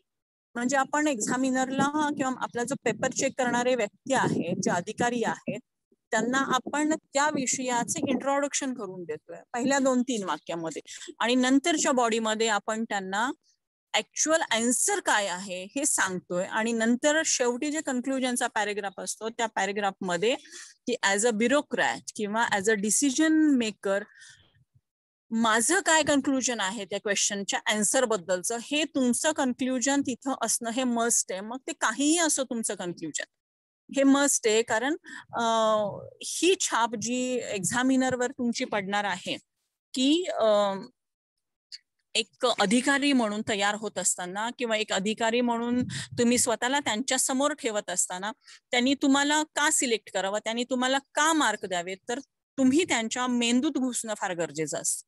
आणि हे आपण तेव्हाच करू शकतो ज्यावेळेला आपण हे सर्व ब्रेन स्टॉर्मिंग 1 मिनिटात, जास्तीत जास्त 1.5 मिनिटामध्ये आपण पूर्ण करतो आणि आपण ठरवतो, रूपरेषा ठरवतो उत्तराची की काय आहे. आपल्याला ग्रॅज्युएशन करताना आर्ट्सचे पेपर आपण जसे लिहितो तसे अजिबात आपण कॉम्पिटिटिव्ह एक्झाम मध्ये पेपर लिहित नाही. तर त्यासाठी आपण एक ठरलेला साचा असतो, एक एक्सपेक्टेड प्लान असतो आन्सरचा, तो असणं फार गरजेचं असतं. आणि पहिल्या दुसऱ्या आन्सर मध्ये जेव्हा तुम्ही इम्प्रेशन पाडता समोरच्या पेपर चेक करणाऱ्या अधिकाऱ्यावर, ऑब्व्हियसली तुम्हाला ते अधिकारी असतील किंवा जे कोणी तुमचे पेपर चेक करणार असतील हे खरोखरच त्यांचे हातचे ठेवलेले मार्क्स देखील सरळ हाताने तुम्हाला देतात. यासाठी तुमचं प्रेझेंटेशन पेपरवरचं फार महत्वाचं असतं. आजकाल आपण हॉटेलमध्ये गेल्यानंतर सुद्धा आपण बघतो की एखादी डिश आपल्या समोर येते तर ती व्यवस्थित जर प्रेझेंट केली असेल, गार्निश केली असेल तर आपल्याला किती आनंद होतो. आणि म्हणजे त्या डिशकडे बघण्याचा आपला दृष्टिकोन बदलतो. कारण ते त्यांनी तर तुम्हाला खाण्यासाठी प्रेझेंट केलेलं आहे ते, तर आपलं सुद्धा आन्सर जे आहे आपल्याला मार्क मिळण्यासाठी आपण त्या एक्झामिनर समोर प्रेझेंट करत आहोत. तर त्या दृष्टिकोनातून आपण आपली तयारी करणं फार गरजेचं आहे. मुली तर रांगोळी काढणं, चित्र काढणं, पेंटिंग करणं या सगळ्या गोष्टीमध्ये हुशार असतात. त्यामुळे तुम्ही प्रिपरेशन कसं करता, एखाद्या रांगोळीसाठी तुम्ही अगोदर चित्र मनात ठेवता, त्याचे ठिपके देता किंवा त्याचे एक आउटलाईन काढता आणि मग त्याच्यामध्ये रंग भरायला सुरुवात करता. तर अशा पद्धतीने उत्तराची तयारी करणं फार गरजेचं आहे. आणि तुमच्या या प्रिपरेशनच्या पिरियडमध्ये बरेच तुम्हाला मेंटॉर्स मिळतील किंवा तुम्हाला शिक्षक मिळतील, तुम्हाला समजावून सांगणारे, तुमच्या या पूर्ण करिअरमध्ये मार्गदर्शन करणारे मार्गदर्शक मिळतील. पण प्रत्येक वेळेला तुम्ही at the end of the day आपल्याला हे लक्षात घ्यायचं आहे की कालच्या पेक्षा आज माझ्या नॉलेजमध्ये काय ऍडिशन झालेलं आहे, कालच्या पेक्षा मी आज बेटर पोझिशनला आहे की वर्स पोझिशन मध्ये आहे, हे माहिती असणं फार गरजेचं आहे. आणि हे स्वतःचं इव्हॅल्युएशन करणं फार गरजेचं आहे. कारण आपण पुढे पुढे वाचत जातो, पुढचे टॉपिक बघत जातो आणि मागच्या गोष्टींकडे विसर पडत जातो. तर या गोष्टी आपण कटाक्षाने टाळणं फार गरजेचं आहे. कारण म्हणजे अजून देखील माझ्या एक्झामच्या माझ्या स्वतःच्या बनवलेल्या नोट्स माझ्यासोबत आहेत, मी ठेवलेल्या आहेत जपून तशात. कारण आपल्याला माहिती असतं, कारण एखाद्या इन्स्टिट्यूशननी तुम्हाला दिलेल्या नोट्स आणि तुम्ही स्वतः अभ्यास करून बनवलेल्या नोट्स याच्यामध्ये फार फरक असतो आणि तो फरक लगेच एक्झामिनरला जाणवतो. आणि हा फरक जाणवून देणं म्हणजेच योग्य प्रकारे मेन्स साठी प्रिपेअर करणं असेल असं मला वाटतं. कारण हा माझा वैयक्तिक अनुभव आहे आणि प्रत्येकाचा अनुभव हा वेगवेगळा असू शकतो. पण या ठिकाणी आपल्याला स्वतःचे अनुभव घेऊन त्या अनुभवांवर शिकण्या इतपत आता वेळ नाहीये आणि तेवढे आपल्याकडे, कारण आता 2-2, 3-3 वर्षांनी आता जे काही नोटिफिकेशन्स येत आहेत त्यामध्ये बराच आपला वेळ हवाया जातोय आणि आपले बरेच लॉकडाऊनमुळे असेल किंवा फिजिकल क्लासेस चालू नाहीये त्यामुळे असेल, आपल्या प्रिपरेशन मध्ये काही ठिकाणी बाधा येते. तर आपण या गोष्टींवर मात करणं फार गरजेचं आहे. त्यासाठी प्रिपरेशनला असं म्हणजे माझं तर असं म्हणणं आहे, UPSC असो किंवा MPSC असो, मिनिमम 3 इयर्स हे प्रिपरेशन टाइम त्या कॉम्पिटिटिव्ह एक्झामला लागतंच. प्रत्येक विद्यार्थ्यांनी कमीत कमी 3 वर्ष हा वेळ द्यावाच लागतो. मग तुम्ही ग्रॅज्युएशनची सुरुवात करताना केल्यापासून द्या किंवा ग्रॅज्युएशन कम्प्लीट झाल्यानंतर द्या, इट्स अप टू यू. तुमच्याकडे जेवढा वेळ आहे त्याच्यावर या सर्व गोष्टी अवलंबून आहेत. काही जण 12वी पासूनच तयारी करतात, काही जण 10वी पासूनच तयारी करतात आणि काही जण मात्र ग्रॅज्युएशन नंतर तयारीला सुरुवात करतात. पण ज्या क्षणी तुम्ही सुरुवात कराल त्या क्षणापासून कमीत कमी 3 वर्षाचा कालावधी हा तुम्हाला MPSCच्या पूर्ण प्रिपरेशनसाठी लागतो, जर तुम्हाला एका झटक्यामध्ये एक्झाम क्लिअर करायची असेल. कारण मी जसं तुम्हाला म्हणलं, प्रीला मला 164 मार्क्स होते आउट ऑफ 200. त्याच्यानंतर मग मी मेन्ससाठी अपियर झाले. मी फर्स्ट अटेम्प्ट मध्ये मी मेन्स क्लिअर केली आणि त्याच्यानंतर मग इंटरव्ह्यू आमचा होता आणि इंटरव्ह्यू मध्ये डिव्हिजनल कमिशनर सर असतात, IG रँकचे ऑफिसर असतात आणि MPSCचे एक रिप्रेझेंटेटिव्ह असतात आणि अजून एक म्हणजे त्यांना जर वाटलं तर अजून एक मेंबर असतो. 3 मेंबर किंवा 4 मेंबरची ती टीम असते इंटरव्ह्यू साठी. आणि मी मात्र जेव्हा इंटरव्ह्यूचा फॉर्म भरला त्यावेळेला मी फक्त एकच ऑप्शन दिला होता, तो पण DYSP हा ऑप्शन दिला होता आणि बाकीचे जे ऑप्शन होते त्यावेळेला 14 सर्व्हिसेस होत्या, ग्रुप A आणि ग्रुप B च्या मिळून. मग त्यामध्ये मी डेप्युटी कलेक्टरही दिलं नव्हतं किंवा बाकी कोणतंही दिलं नव्हतं. मी फक्त DYSP हाच एक ऑप्शन दिला होता, हाच एक चॉईस दिला होता. आणि त्या दिवशी इंटरव्ह्यू साठी जे स्टुडंट बोलावले गेले होते त्यामध्ये माझा फर्स्ट नंबर होता. पहिल्यांदाच मी जाणार होते आतमध्ये आणि मी आत गेल्यानंतर माझा जेव्हा फॉर्म वाचला त्यावेळेला शिसवे सर होते आणि त्यामध्ये कोल्हापूर रेंजचे आयजी सर आमच्या कमिटीमध्ये होते. तर त्या सरांनी माझा फॉर्म वाचला आणि त्याच्यामध्ये लिहिलं होतं की DYSP हे एकच प्रेफरन्स मी दिलेला होता. त्यावेळेला सरांनी सांगितलं की वैशाली, मी तुला एकच प्रश्न विचारणार आहे आणि तो पण तू तुझ्या दिलेल्या चॉईसवर विचारणार आहे. आणि सरांनी मला प्रश्न विचारला की त्यांनी विचारलं प्रश्न की तुझं लग्न झालेलं आहे का? मी म्हणलं नाही झालं. तर म्हणले आता समज तू DYSP झाली तर तुझं लग्न होणार, त्यानंतर लग्न झाल्यानंतर तू कोणाची तरी पत्नी होणार, मग त्याच्यानंतर आई होणार, एका घरची सून होणार. मग ह्या सगळ्या जबाबदाऱ्या सांभाळता एक पोलीस ऑफिसरला स्वतःचा मोबाईल स्विच ऑफ करता येत नाही, स्वतःच्या घर बंद करता येत नाही, 24 तास तुमची बेल ऑन असली पाहिजे, 24 तास तुमचा मोबाईल सुरू असला पाहिजे. ह्या सगळ्या ज्या अपेक्षा आहेत एक पोलीस अधिकाऱ्याकडून त्या तू कशा पूर्ण करणार? आता त्यावेळेला नेमकी माझी पंचायत ही आली की समोर ज्यांनी मला प्रश्न विचारला ते IG रँकचे ऑफिसर होते, हु इज अबाउट टू रिटायर. म्हणजे जवळपास 30 वर्षाचा एक्सपिरियन्स होता पोलीस खात्यातला. आणि आता मी म्हणजे विचार करत होते की मी उत्तर काय देणार या प्रश्नाला. आणि म्हणजे पण मी काय म्हंटल आपल्याला की इंटरव्ह्यूच्या वेळेला तुम्ही ऑन दी स्पॉट काय निर्णय घेताय, कशा पद्धतीने तुम्ही डिसिजन घेताय हे फार महत्वाचं असतं. आणि त्यावेळेला मला जे सुचलं ते मी सरांना सांगितलं होतं. सरांना म्हटलं sir, with due respect with your age and with due respect to your experience, म्हणलं सर आपण देखील कोणाचे तरी पती आहात, आपण देखील कोणाचे तरी पिता आहात, आपण देखील कोणाचे तरी पुत्र आहात, तरी देखील तुम्ही आतापर्यंत एक सक्सेसफुल पोलीस ऑफिसर आहात. जर तुम्हाला तुमच्या कॅपॅबिलिटीजवर शंका नसतील तर माझ्या कॅपॅबिलिटीजवर शंका घ्यायचं कारण, हे उत्तर मी दिलं होतं. आणि तुम्हाला म्हणजे विश्वास नाही बसणार, त्या दिवसात जे काही 40 विद्यार्थी त्यांनी बोलवले होते त्या 40 विद्यार्थ्यांमध्ये सगळ्यात हायेस्ट इंटरव्ह्यूचे मार्क्स मला होते. तर म्हणजे मला हे यासाठी सांगायचंय की तुम्ही on the spot as a officer, as a decision maker म्हणून कसं प्रेझेंट करता स्वतःला, ह्या गोष्टी फार महत्वाच्या असतात. आणि त्यानंतर मग फर्स्ट अटेम्प्ट मध्ये माझं जेव्हा DYSP म्हणून सिलेक्शन झालं त्याच्यानंतर मग ट्रेनिंग सुरू झालं. मग त्यावेळेला जस्ट फोर्स 1 NSGच्या धर्तीवर फोर्स 1 महाराष्ट्रामध्ये 26/11च्या अटॅक नंतर फोर्स 1 इंट्रोड्यूस केलं गेलं होतं. आणि फोर्स 1चं एक फार टफ ट्रेनिंग अकॅडमीमध्ये आणि अकॅडमीच्या बाहेर पण फोर्स 1च्या ग्राउंडवर देखील आम्हाला असायचं. तर ते करत असताना देखील माझा ऍक्सिडेंट झाला त्यामध्ये आणि माझा पाय फ्रॅक्चर झाला होता मी ट्रेनिंग करत असताना अकॅडमीमध्ये. जवळपास माझा 3 महिने जो पाय होता तो प्लास्टर मध्ये होता, त्यामुळे मी ग्राउंड वगैरे करू शकत नव्हते. माझे लॉचे क्लासेस तेवढेच मी करू शकायचे. ग्राउंडवर मी बाहेर बसलेले असायचे आणि सगळे ग्राउंडवर सर्वांचे पिरियड सुरू असायचे. आणि एक्झामसाठी, फायनल एक्झामसाठी फक्त 2 महिने शिल्लक होते ज्यावेळेला माझ्या पायाचं प्लास्टर काढलं गेलं.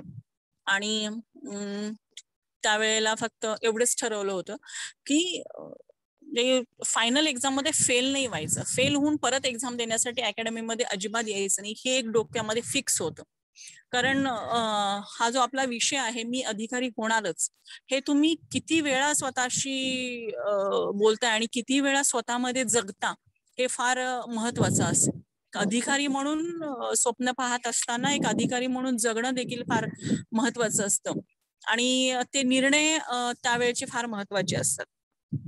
तर जेव्हा एक्झामची वेळ आली त्यावेळेला तिकडे जवळपास 12-13 असे वेपन्स असतात, म्हणजे पिस्टल, रिव्हॉल्वर, MK, MP5, पुन्हा SLR, ग्लॉक पिस्टल, असे बरेच 12-13 वेपन्स असतात. मशीन गन वगैरे यांची एक्झाम असते. आणि ती एक्झाम देखील मी फायरिंगची जी डोंगरांमध्ये असते फायरबटवर, तिथे मी वॉकर घेऊन चालत ते डोंगर, म्हणजे लंगडत डोंगर चढलेले आहेत ते मी, आणि तिथे मी फायरिंगची एक्झाम दिली. त्याच्यानंतर आउटडोअरची एक्झाम दिली, इनडोअरची एक्झाम दिली. आणि मला तुमच्याशी शेअर करायला आनंद वाटेल की माझ्या बॅचमध्ये ज्या दिवशी आमचा पासिंग आउट परेड असतो, ज्या वेळेला ओट टेकिंग सेरेमनी असतो आमचा, तो लास्ट दिवस असतो अकॅडमी मधला आणि त्याच दिवशी रिझल्ट डिक्लेअर केला जातो. आणि जेव्हा रिझल्ट डिक्लेअर केला गेला त्यावेळेला माझ्या बॅचची मी टॉपर होते.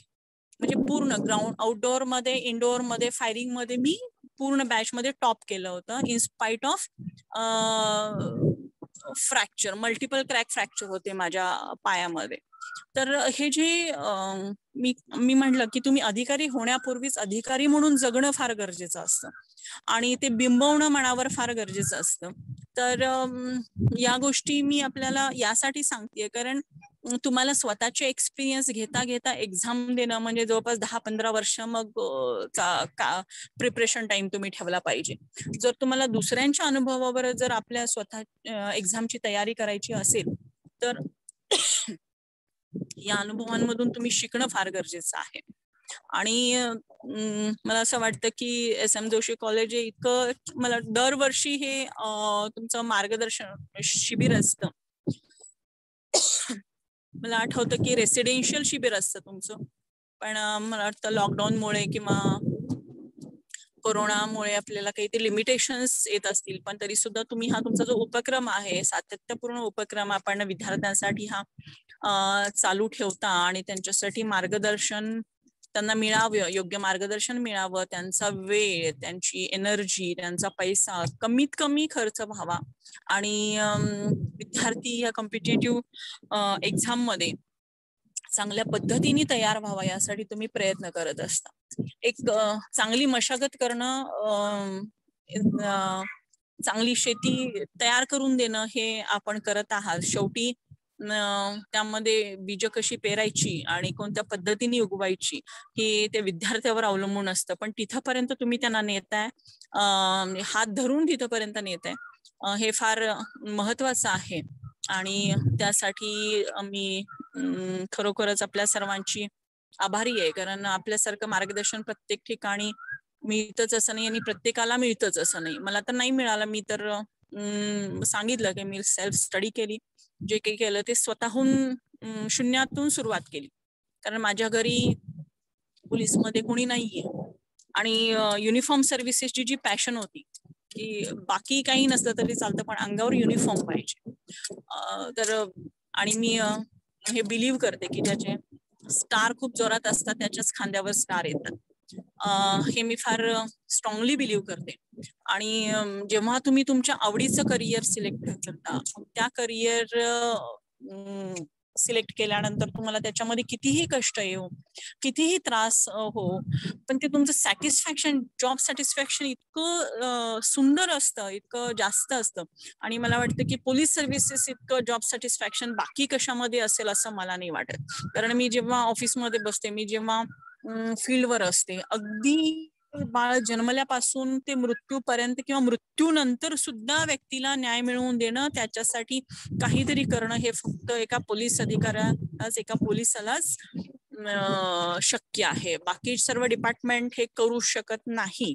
आणि प्रत्येकाला असं वाटतं की माझा प्रॉब्लेम जे आहे ते पोलीस सॉल्व्ह करतील. त्यांनी म्हणजे आम्हाला सुद्धा ऑफिसमध्ये बसल्यानंतर बरेच वेळेला असं वाटतं की अरे म्हणजे हे आपण करू शकत नसताना सुद्धा लोकांचे इतके एक्सपेक्टेशन्स आपल्याकडून असतात.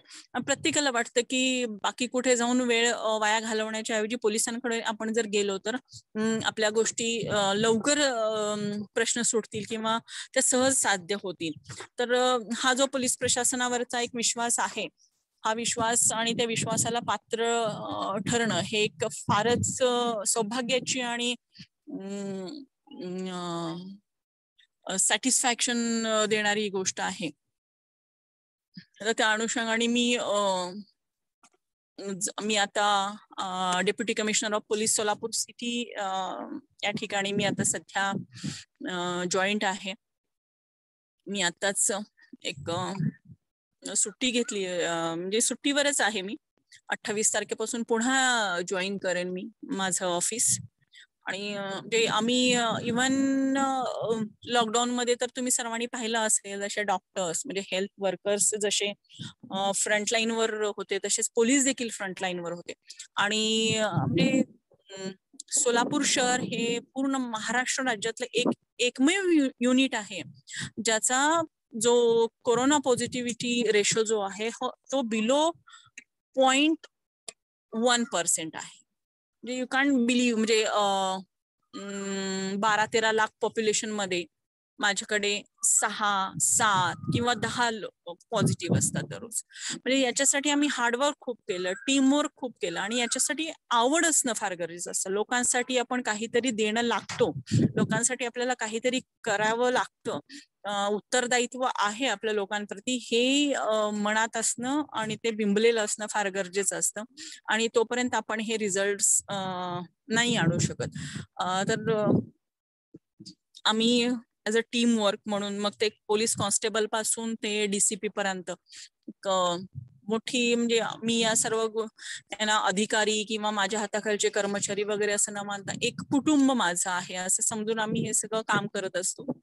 आणि विचार केला थोडा कोरोना कमी आल्यानंतर थोडी सुट्टी घ्यावी आणि मग आता मी 8 दिवस लेह लडाखला जाऊन आले.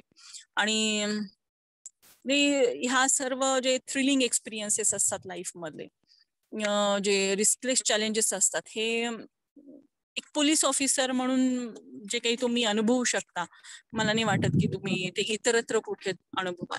हा, प्रत्येकाच्या चॉईसेस वेगवेगळ्या असतात, प्रत्येकाच्या आवडीनिवडी वेगवेगळ्या असतात, पण मी तर असं म्हणेन की तुम्हाला जर तुमचे जॉब सॅटिस्फॅक्शन हवं असेल तर more than 100% job satisfaction you will get in police department. तर तुम्ही जे कोणी पोलीस अधिकारी म्हणून येण्यास इच्छुक आहात, मी आत्ताच तुमचं सर्वांचं अभिनंदन करते, तुमचं वेलकम करते आणि तुमच्या प्रयत्नांना परमेश्वर यश देवो अशी मी या ठिकाणी प्रार्थना करते.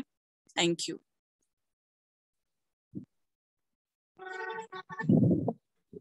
धन्यवाद मॅडम. अतिशय सुंदर, सरळ आणि सोप्या शब्दांमध्ये आपला प्रवास तर आपण मुलांना सांगितलाच आणि त्या प्रवासाबरोबरच विद्यार्थ्यांनी स्पर्धा परीक्षांची, मग ती पूर्व परीक्षा असेल, मेन्सची असेल किंवा इंटरव्ह्यू असेल, कशी तयारी करायची आणि ही तयारी करत असताना कोणत्या कोणत्या गोष्टी खूप महत्वाच्या आहेत की ज्याच्यामध्ये रायटिंग ऑफ द आन्सर असेल किंवा ग्रुप डिस्कशन असेल, स्वतःच्या वेळेचं नियोजन असेल, त्या सर्व गोष्टी आपण आज आमच्या विद्यार्थ्यांना सांगितल्यात. त्याबद्दल मी इथं धन्यवाद मानते. आणि जर कोणाला विद्यार्थ्यांना, पर्टिक्युलरली विद्यार्थिनींना काही जर विचारायचं असेल मॅडमना, तर त्यांनी प्लीज हँड आपला रेज करा.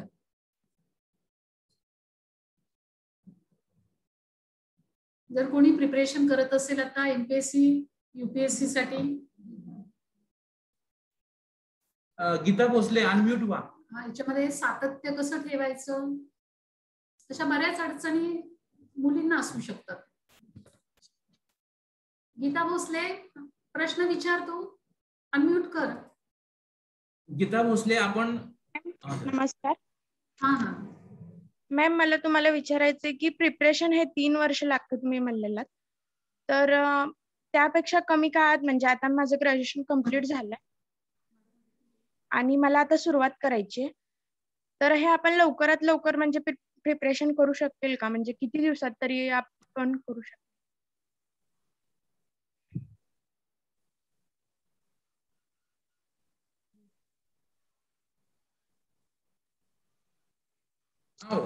हा प्रश्न जरा परत विचार. गीता, तुझा प्रश्न पुन्हा एकदा विचार. प्रिपरेशन साठी मॅडमने सांगितले की 3 वर्ष लागतात. ओके. तर आपल्याला कमी कालावधीत हे करू शकता येईल का? मॅडम कडूकर मॅडम आपण अनम्यूट व्हा. Yes yes. मी यासाठी बोलले की एका बाळाला, म्हणजे सदृढ बालकाला जन्म घेण्यासाठी त्याला त्याच्या आईच्या पोटामध्ये 280 दिवस राहावं लागतं. तसं एक म्हणजे सक्सेसफुल ऑफिसर होण्यासाठी तुम्हाला तेवढा तो प्रिपरेशन टाइम द्यावाच लागतो. मी मगाशीच म्हटलं, there is a no shortcut for success and there is no alternate for hard work. त्यामुळे तुम्हाला मी असं म्हणलं की तुम्ही ज्या क्षणापासून सुरुवात करता त्या क्षणापासून 3 वर्षाचा कालावधी हा तुम्हाला एक सक्सेसफुल ऑफिसर म्हणून बाहेर येण्यासाठी द्यावाच लागतो. काही वेळेला तुम्ही फर्स्ट अटेम्प्ट मध्ये क्लिअर व्हाल, नाही व्हाल. काही वेळेला सेकंड अटेम्प्ट मध्ये तुम्ही प्री क्लिअर कराल, मेन्स क्लिअर कराल, इंटरव्ह्यूच्या वेळेला प्रॉब्लेम येईल. पण हे जे आहे प्रिपरेशन, तुम्ही सुरुवातीचं प्रिपरेशन जितक्या स्ट्रॉंगली कराल आणि जितक्या योग्य पद्धतीने कराल तितक्या चांगल्या पद्धतीने तुम्ही तुमचे अटेम्प्ट द्याल. कारण तुमच्याकडे वेळेचं कमी आहे याचा अर्थ तुम्हाला फर्स्ट अटेम्प्ट मध्येच कोणती तरी पोस्ट काढायची आहे याचा अर्थ. आणि त्यासाठी तुम्हाला प्रिपरेशन करणं, कारण सब्जेक्ट्स इतके आहेत त्या सब्जेक्टसाठी तुम्हाला तेवढा वेळ द्यावाच लागतो. It's a requirement of that subject. तुम्ही याच्यामध्ये it depends on your intellectual capacity after all, की तुम्ही किती लवकर ग्रास्प करता आणि किती लवकर मेमोराइज करता आणि किती आउटपुट चांगल्या पद्धतीने देऊ शकता हे तुमच्यावर अवलंबून आहे. पण ऍव्हरेज पर्सनला तयारी सुरुवात केल्यापासून 3 वर्षाचा कालावधी हा द्यावाच लागतो. मग तुम्ही 12वी पासून द्या, फर्स्ट इयर पासून द्या किंवा ग्रॅज्युएशन झाल्यानंतर द्या. जसं टाइम तुमच्याकडे अवेलेबल असेल त्यानुसार द्या. अदरवाईज तुम्हाला म्हणजे 24 तासापेक्षा मोठा दिवस तर तुम्ही करू शकणार नाही आणि 7 दिवसापेक्षा मोठा आठवडा तर तुम्ही करू शकणार नाही. त्यामुळे हा वेळ तर तुम्हाला द्यावाच लागेल. Thank you ma'am. Pranjal Nevse. Good evening ma'am. Good evening.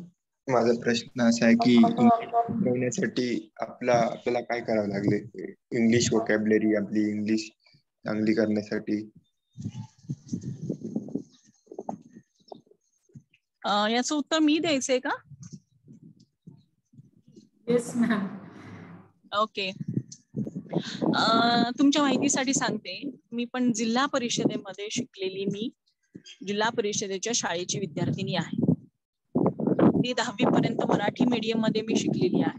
माझं BAMS झालेलं आहे. BAMS देखील संस्कृत किंवा मराठीतच असतं. काही बारिंग फ्यू सब्जेक्ट्स म्हणजे 1-2 सब्जेक्ट्स असतात ते इंग्लिश मध्ये असतात, बाकी सर्व संस्कृत किंवा मराठीत असतात. जे 11वी 12वी जर सोडलं तर माझं ग्रॅज्युएशन पर्यंतच सर्व शिक्षण हे मराठीमध्ये झालेलं आहे. तरी देखील मी UPSC इंग्लिश मध्ये दिली, मी MPSC इंग्लिश मध्ये दिली. याच्यासाठी जो लागतो तो हार्ड वर्क लागतं आणि तुमची जी वोकॅब्युलरी असेल किंवा तुमचं जे प्रेझेंटेशन असेल हे स्किल वाढवण्यासाठी सगळ्यात बेस्ट ऑप्शन आहे की तुम्ही डेली न्यूजपेपर रीड करणं, इंग्लिश बातम्या ऐकणं, बोलताना जास्तीत जास्त इंग्लिश शब्दांचा वापर करणं, दुसरी व्यक्ती कशा पद्धतीचे सेंटेन्सेस बोलतीये, कोणते कोणते शब्द वापरते आणि कोणते शब्द जास्त अपिलिंग आहेत हे माहिती करून घेणं फार गरजेचं असतं. त्यामुळे तुम्हाला इंग्लिश फार फ्लुएंटली बोलता येत नसेल, नो वरी, कारण तुमच्याकडे तयारी करण्यासाठी वेळ आहे. पण म्हणजे कसं आहे, एखादा सैनिक फ्रंटवर गेल्यानंतर अगदी जीव ओतून समोरच्या शत्रूला मारण्यासाठी प्रयत्न करत असतो, त्या पद्धतीने आपण एक हे MPSC किंवा UPSC एक युद्धच आहे असं समजून जेव्हा आपण तयारीला लागतो. आणि दी बेस्ट वर्ड्स आर की तुम्ही प्रिपरेशन मध्ये जितका घाम गाळाल तितका युद्धाच्या वेळेला रक्त कमी सांडावं लागतं, असं एक म्हण आहे, कहावत आहे आणि ती खरी देखील आहे. त्यामुळे तुम्ही सुरुवात करा. दररोज डिक्शनरी आहे, दररोज पेपर वाचणं, इंग्लिश पेपर वाचणं, दररोज इंग्लिश न्यूज ऐकणं आहे आणि दररोज तुमच्या शब्दांमध्ये ऍडिशन करत राहा. दररोज 4 नवीन शब्द, 4-5 नवीन शब्द ऍड झाले पाहिजे माझ्या स्वतःच्या डिक्शनरीमध्ये, याची तुम्ही खात्री करा. निश्चितच म्हणजे फार वेळ नाही लागणार, 1 वर्षभरामध्ये तुमची सर्व रायटिंग असेल किंवा इंग्लिश स्पीकिंग असेल हे खरोखरच उत्तम होऊन जाईल. अजून 1-2 प्रश्न आपण घेऊया. त्यामध्ये हर्षदा पवार. हर्षदा पवार बोल. मॅम, माझा प्रश्न आहे की तयारी वेळी मार्गदर्शनाची गरज आहेच का? म्हणजे जर आपण सेल्फ स्टडी करत असू तर आपण वेळोवेळी स्वतःचा अनालिसिस कसा करू शकतो की आपण योग्य चाललोय किंवा चुका काय होत आहेत हे आपलं आपण कसं ओळखायचं? बरोबर आहे. सेल्फ स्टडी करत असताना हे फार लिमिटेशन्स असतात. मी जसं म्हटलं की आपण जे करतोय हेच बरोबर आहे आणि आपण जे करतो हेच योग्य आहे या मानसिकतेत आपण असतो. आणि असं म्हटलं जातं की निंदकाचे घर असावे शेजारी. आणि कॉम्पिटेटिव्ह एक्झामची तयारी करत असताना सर आपल्या आजूबाजूला अशी खूप निंदक असणं गरजेचं असतं. त्यासाठी मी म्हटलं की तुम्ही ग्रुप तयार करणं फार गरजेचं आहे. अदरवाईज तुमच्या चुका फक्त एक्झामच तुम्हाला दाखवून देईल. जर तुमच्या चुका दाखवून देणारे तुमच्या आजूबाजूला मित्र नसतील, तुमचे मैत्रिणी नसतील, तुमचे शिक्षक नसतील, तर तुमच्या चुका ही फक्त तुमचे अटेम्प्ट्स आणि तुमची एक्झामच दाखवून देईल. आणि तेवढं जर आपल्याला वेळ असेल तर ते चान्स घ्यायला काही हरकत नाही.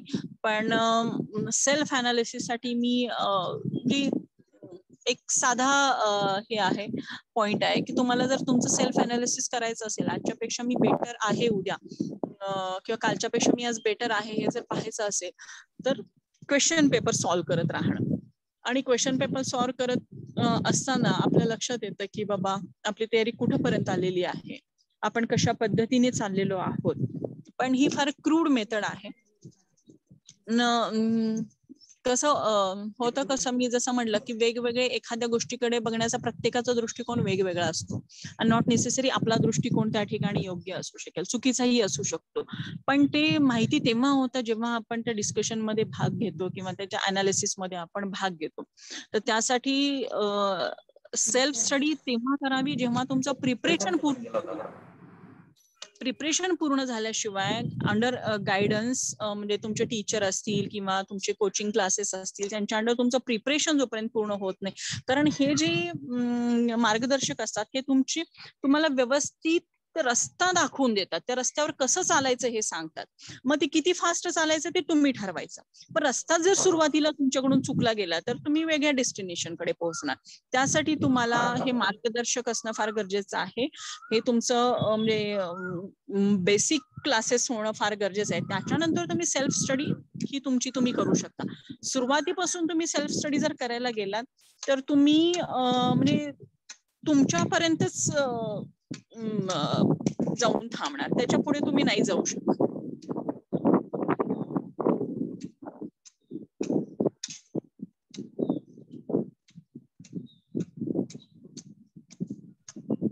मॅम एक लेडीज ऑफिसर म्हणून फॅमिली आणि आपलं सर्व्हिस कसं काय हँडल करायचं, म्हणजे आयोगाला काय अपेक्षित असतं मॅम एक लेडीज ऑफिसर म्हणून, जसं तुम्हाला तुमच्या इंटरव्ह्यू मध्ये क्वेश्चन विचारला तसं मॅम? बरोबर आहे. कारण एक म्हणजे खाकी हा पुरुष आणि स्त्री या दोघांसाठी सारखाच आहे. युनिफॉर्म हा मग ते पुरुषांनी घालो अंगावर किंवा स्त्रीनी घालो अंगावर. एकदा युनिफॉर्म घातला की ते युनिफॉर्मनी जी करायची कर्तव्य आहे त्या कर्तव्यामध्ये जेंडर कुठेही मध्ये येत नाही. तुम्ही स्त्री आहे, तुम्ही कमी काम करा, तुम्ही पुरुष आहे, तुम्ही जास्त काम करा, हे अजिबात एक्सपेक्टेड नाहीये. तुमची प्रेग्नन्सी लिव्ह आहे, मॅटर्निटी लिव्ह आहे, या लिव्ह तुम्हाला मिळत जातात. कारण दिस इज अ फिजिओलॉजिकल प्रोसेस. ते नेचरनी दिलेलं आहे तुम्हाला, ते तुम्ही थांबवू शकत नाही. पण एकदा तुम्ही युनिफॉर्म अंगावर घातल्यानंतर तुम्ही जेंडर एक्सक्यूज अजिबात घेऊ शकत नाही. मी स्त्री आहे मग मी रात्री कसं जाऊ नाईट राऊंडला, मी एक लेडी आहे तर मी कसं त्या चोराच्या मागे पळू, मी लेडी आहे तर मग ते एवढा सगळा मॉब समोर आहे तर मग मी लाजू का, मी घाबरू का, ह्या गोष्टी अजिबात एक्सपेक्टेड नाही आहेत. आणि एकदा तुम्ही सिलेक्शन झाल्यानंतर तुमची तयारी त्या पद्धतीने करून घेतली जाते. तुम्हाला ते बरोबर ते त्या साच्यात घातलं जातं आणि तुम्ही पोलीस ऑफिसर म्हणूनच बाहेर येता. मग ती लेडी पोलीस ऑफिसर किंवा जेंट्स पोलीस ऑफिसर म्हणून नाही तर फक्त तुम्ही पोलीस ऑफिसर म्हणून बाहेर येता. आणि त्यावेळेला मग बघण्याचा दृष्टिकोन देखील हा म्हणजे आपला देखील समाजाकडे बघण्याचा दृष्टिकोन बदलतो. ऑब्व्हियसली आपल्या फॅमिलीला, आपल्या मुलांना आईची गरज असते, घरच्यांना सुनेची गरज असते, नवऱ्याला बायकोची गरज असते. पण इट डिपेंड्स ऑन युअर लक की तुमचं फॅमिली बॅकग्राऊंड कसं आहे. काही काही फॅमिली बॅकग्राऊंड इतके स्ट्रॉंग असतात. फॉर एक्झाम्पल माझं फॅमिली बॅकग्राऊंड इतकं सपोर्टिव्ह आहे आणि स्ट्रॉंग आहे की मला कधीच माझ्या फॅमिलीचा विचार करून एक पाय मागं घ्यावा कधीच लागला नाही. त्यामुळे मी नेहमी पुढे पुढे जात गेले. तर यासाठी डिपेंड्स करतं फॅमिलीची अंडरस्टँडिंग काय आहे. तुमचा प्रश्न बरोबर आहे. शेवटी कसं 24/7 सर्व्हिस देत असताना आपल्याला फॅमिलीचाही विचार करावा लागतो. स्त्रीला थोडा जास्त करावा लागतो. पण स्त्री ही मल्टीटास्किंग पर्सनॅलिटी आहे, त्या सगळ्या गोष्टी नॅचरली तिच्यामध्ये आलेल्या असतात आणि ह्या गोष्टी हँडल होतात व्यवस्थित. त्याचं नका तुम्ही टेन्शन घेऊ. तुम्ही फक्त अधिकारी कसं बनायचंय हे आता पहा आणि महिला अधिकारी बनायचं हे नाही लक्षात आपण ठेवायचं. आपल्याला अधिकारी बनायचं हे लक्षात ठेवा.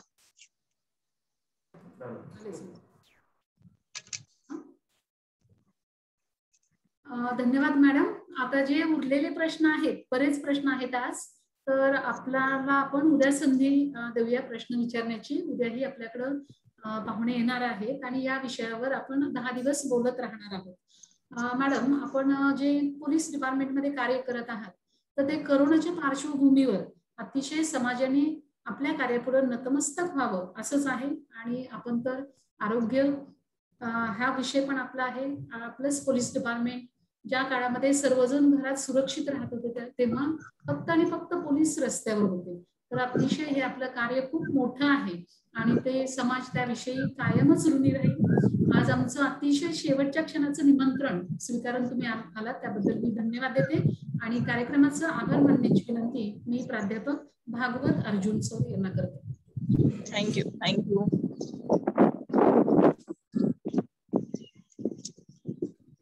धन्यवाद मॅडम. सर्वांना नमस्कार.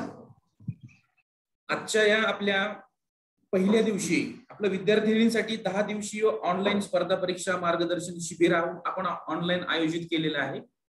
आजच्या या पहिल्या दिवशी आपणाला प्रमुख मार्गदर्शिका म्हणून आदरणीय doctor Vaishali Kadukar madam, deputy commissioner of police Solapur, या आपणाला लाभलेल्या आहेत.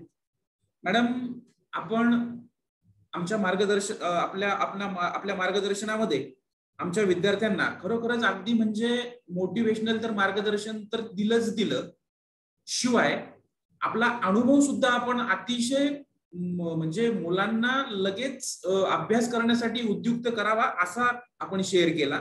त्यामध्ये आपण आजच्या स्पर्धेचं महत्व, स्पर्धा परीक्षांचं महत्व, मुलांनी अभ्यास कसा करावा, त्यामध्ये प्री आणि मेन्सची तयारी असेल, त्याचबरोबर रिव्हर्स इंजिनिअरिंग एमसीक्यूच्या बाबतीतला हा सगळ्यात मोठा शॉर्टकट टिक्स आपण त्याला म्हणूया किंवा एक फॉर्म्युला म्हणूया. त्याबरोबर मैत्री कोणाशी करावी, कशी करावी, ग्रुप डिस्कशन कसं करावं, त्याच्या काही ट्रिक्स असेल, मुलांनी डिसिजन मेकिंग निर्णय क्षमता कशी वाढवावी, मुलांनी पर्सनॅलिटी डेव्हलप कशी करावी, पेपर कसा लिहावा, प्रॉपर इंटरव्ह्यूची तयारी कशी करावी. एवढंच नाही मॅडम, तर आपण आपल्या ट्रेनिंग मधील काही महत्वाचे अनुभव जे का अतिशय महत्वाचे होते आमच्या विद्यार्थ्यांसाठी ते सुद्धा आपण शेअर केलेत. अगदी शॉर्ट पिरियड मध्ये सुद्धा मॅडम आपलं व्याख्यान हे अतिशय मुलांना निश्चित पद्धतीनं मोटिवेट करणारं एक मोठी मेजवानी या ठिकाणी मुलांना आजची ठरलेली आहे. मॅडम, आपण केलेल्या या बहुमोल मार्गदर्शनाबद्दल महाविद्यालयाच्या वतीनं, प्राचार्यांच्या वतीनं, उपस्थित सर्व ऑनलाईन विद्यार्थ्यांच्या वतीनं, अनेक कोऑर्डिनेटर्स या ठिकाणी ऑनलाईन उपस्थित आहेत, त्यांच्या वतीनं मॅडम आपलं मनपूर्वक या ठिकाणी मी आभार मानतोय. त्यानंतर आजच्या या कार्यक्रमाचे उद्घाटक सचिव साहेब, रयत शिक्षण संस्था, माननीय प्राचार्य डॉक्टर विठ्ठल शिवणकर साहेब यांनी याचं उद्घाटन केलं या कार्यक्रमाचं, त्यांचंही मी पुनश्च एकदा आभार मानतो. या कार्यक्रमाचं प्रास्ताविक प्रमुख पाहुण्यांचं स्वागत आणि आमच्या महाविद्यालयाविषयी एकंदरीत रचना ज्यांनी मांडली ते आमच्या महाविद्यालयाचे विद्यमान प्राचार्य डॉक्टर चंद्रकांत खिलारे साहेब यांचंही या ठिकाणी मी आभार मानतो. तुम्ही उपस्थित असणारे सर्व विद्यार्थी, विद्यार्थिनी, उपस्थित सर्व समन्वयक, सर्वांचं मी या ठिकाणी आभार मानतो. आमच्या सर्व टीमचं या ठिकाणी उपस्थित राहिल्याबद्दल आभार मानतो. सर्व विद्यार्थ्यांना, समन्वयकांना पुनश्च एकदा विनंती आहे की पुन्हा आपण उद्या 4:30 वाजता तोच आयडी, तीच लिंक आणि तोच पासवर्ड असेल, आपण पुन्हा एकदा जॉईन होणार आहोत. पुन्हा एकदा सर्वांचं मी पुन्हा एकदा आभार मानतो आणि या ठिकाणी हा आजचा शिबिराचा पहिला व्याख्यान कार्यक्रम संपला असं मी जाहीर करतो. धन्यवाद. धन्यवाद मॅडम.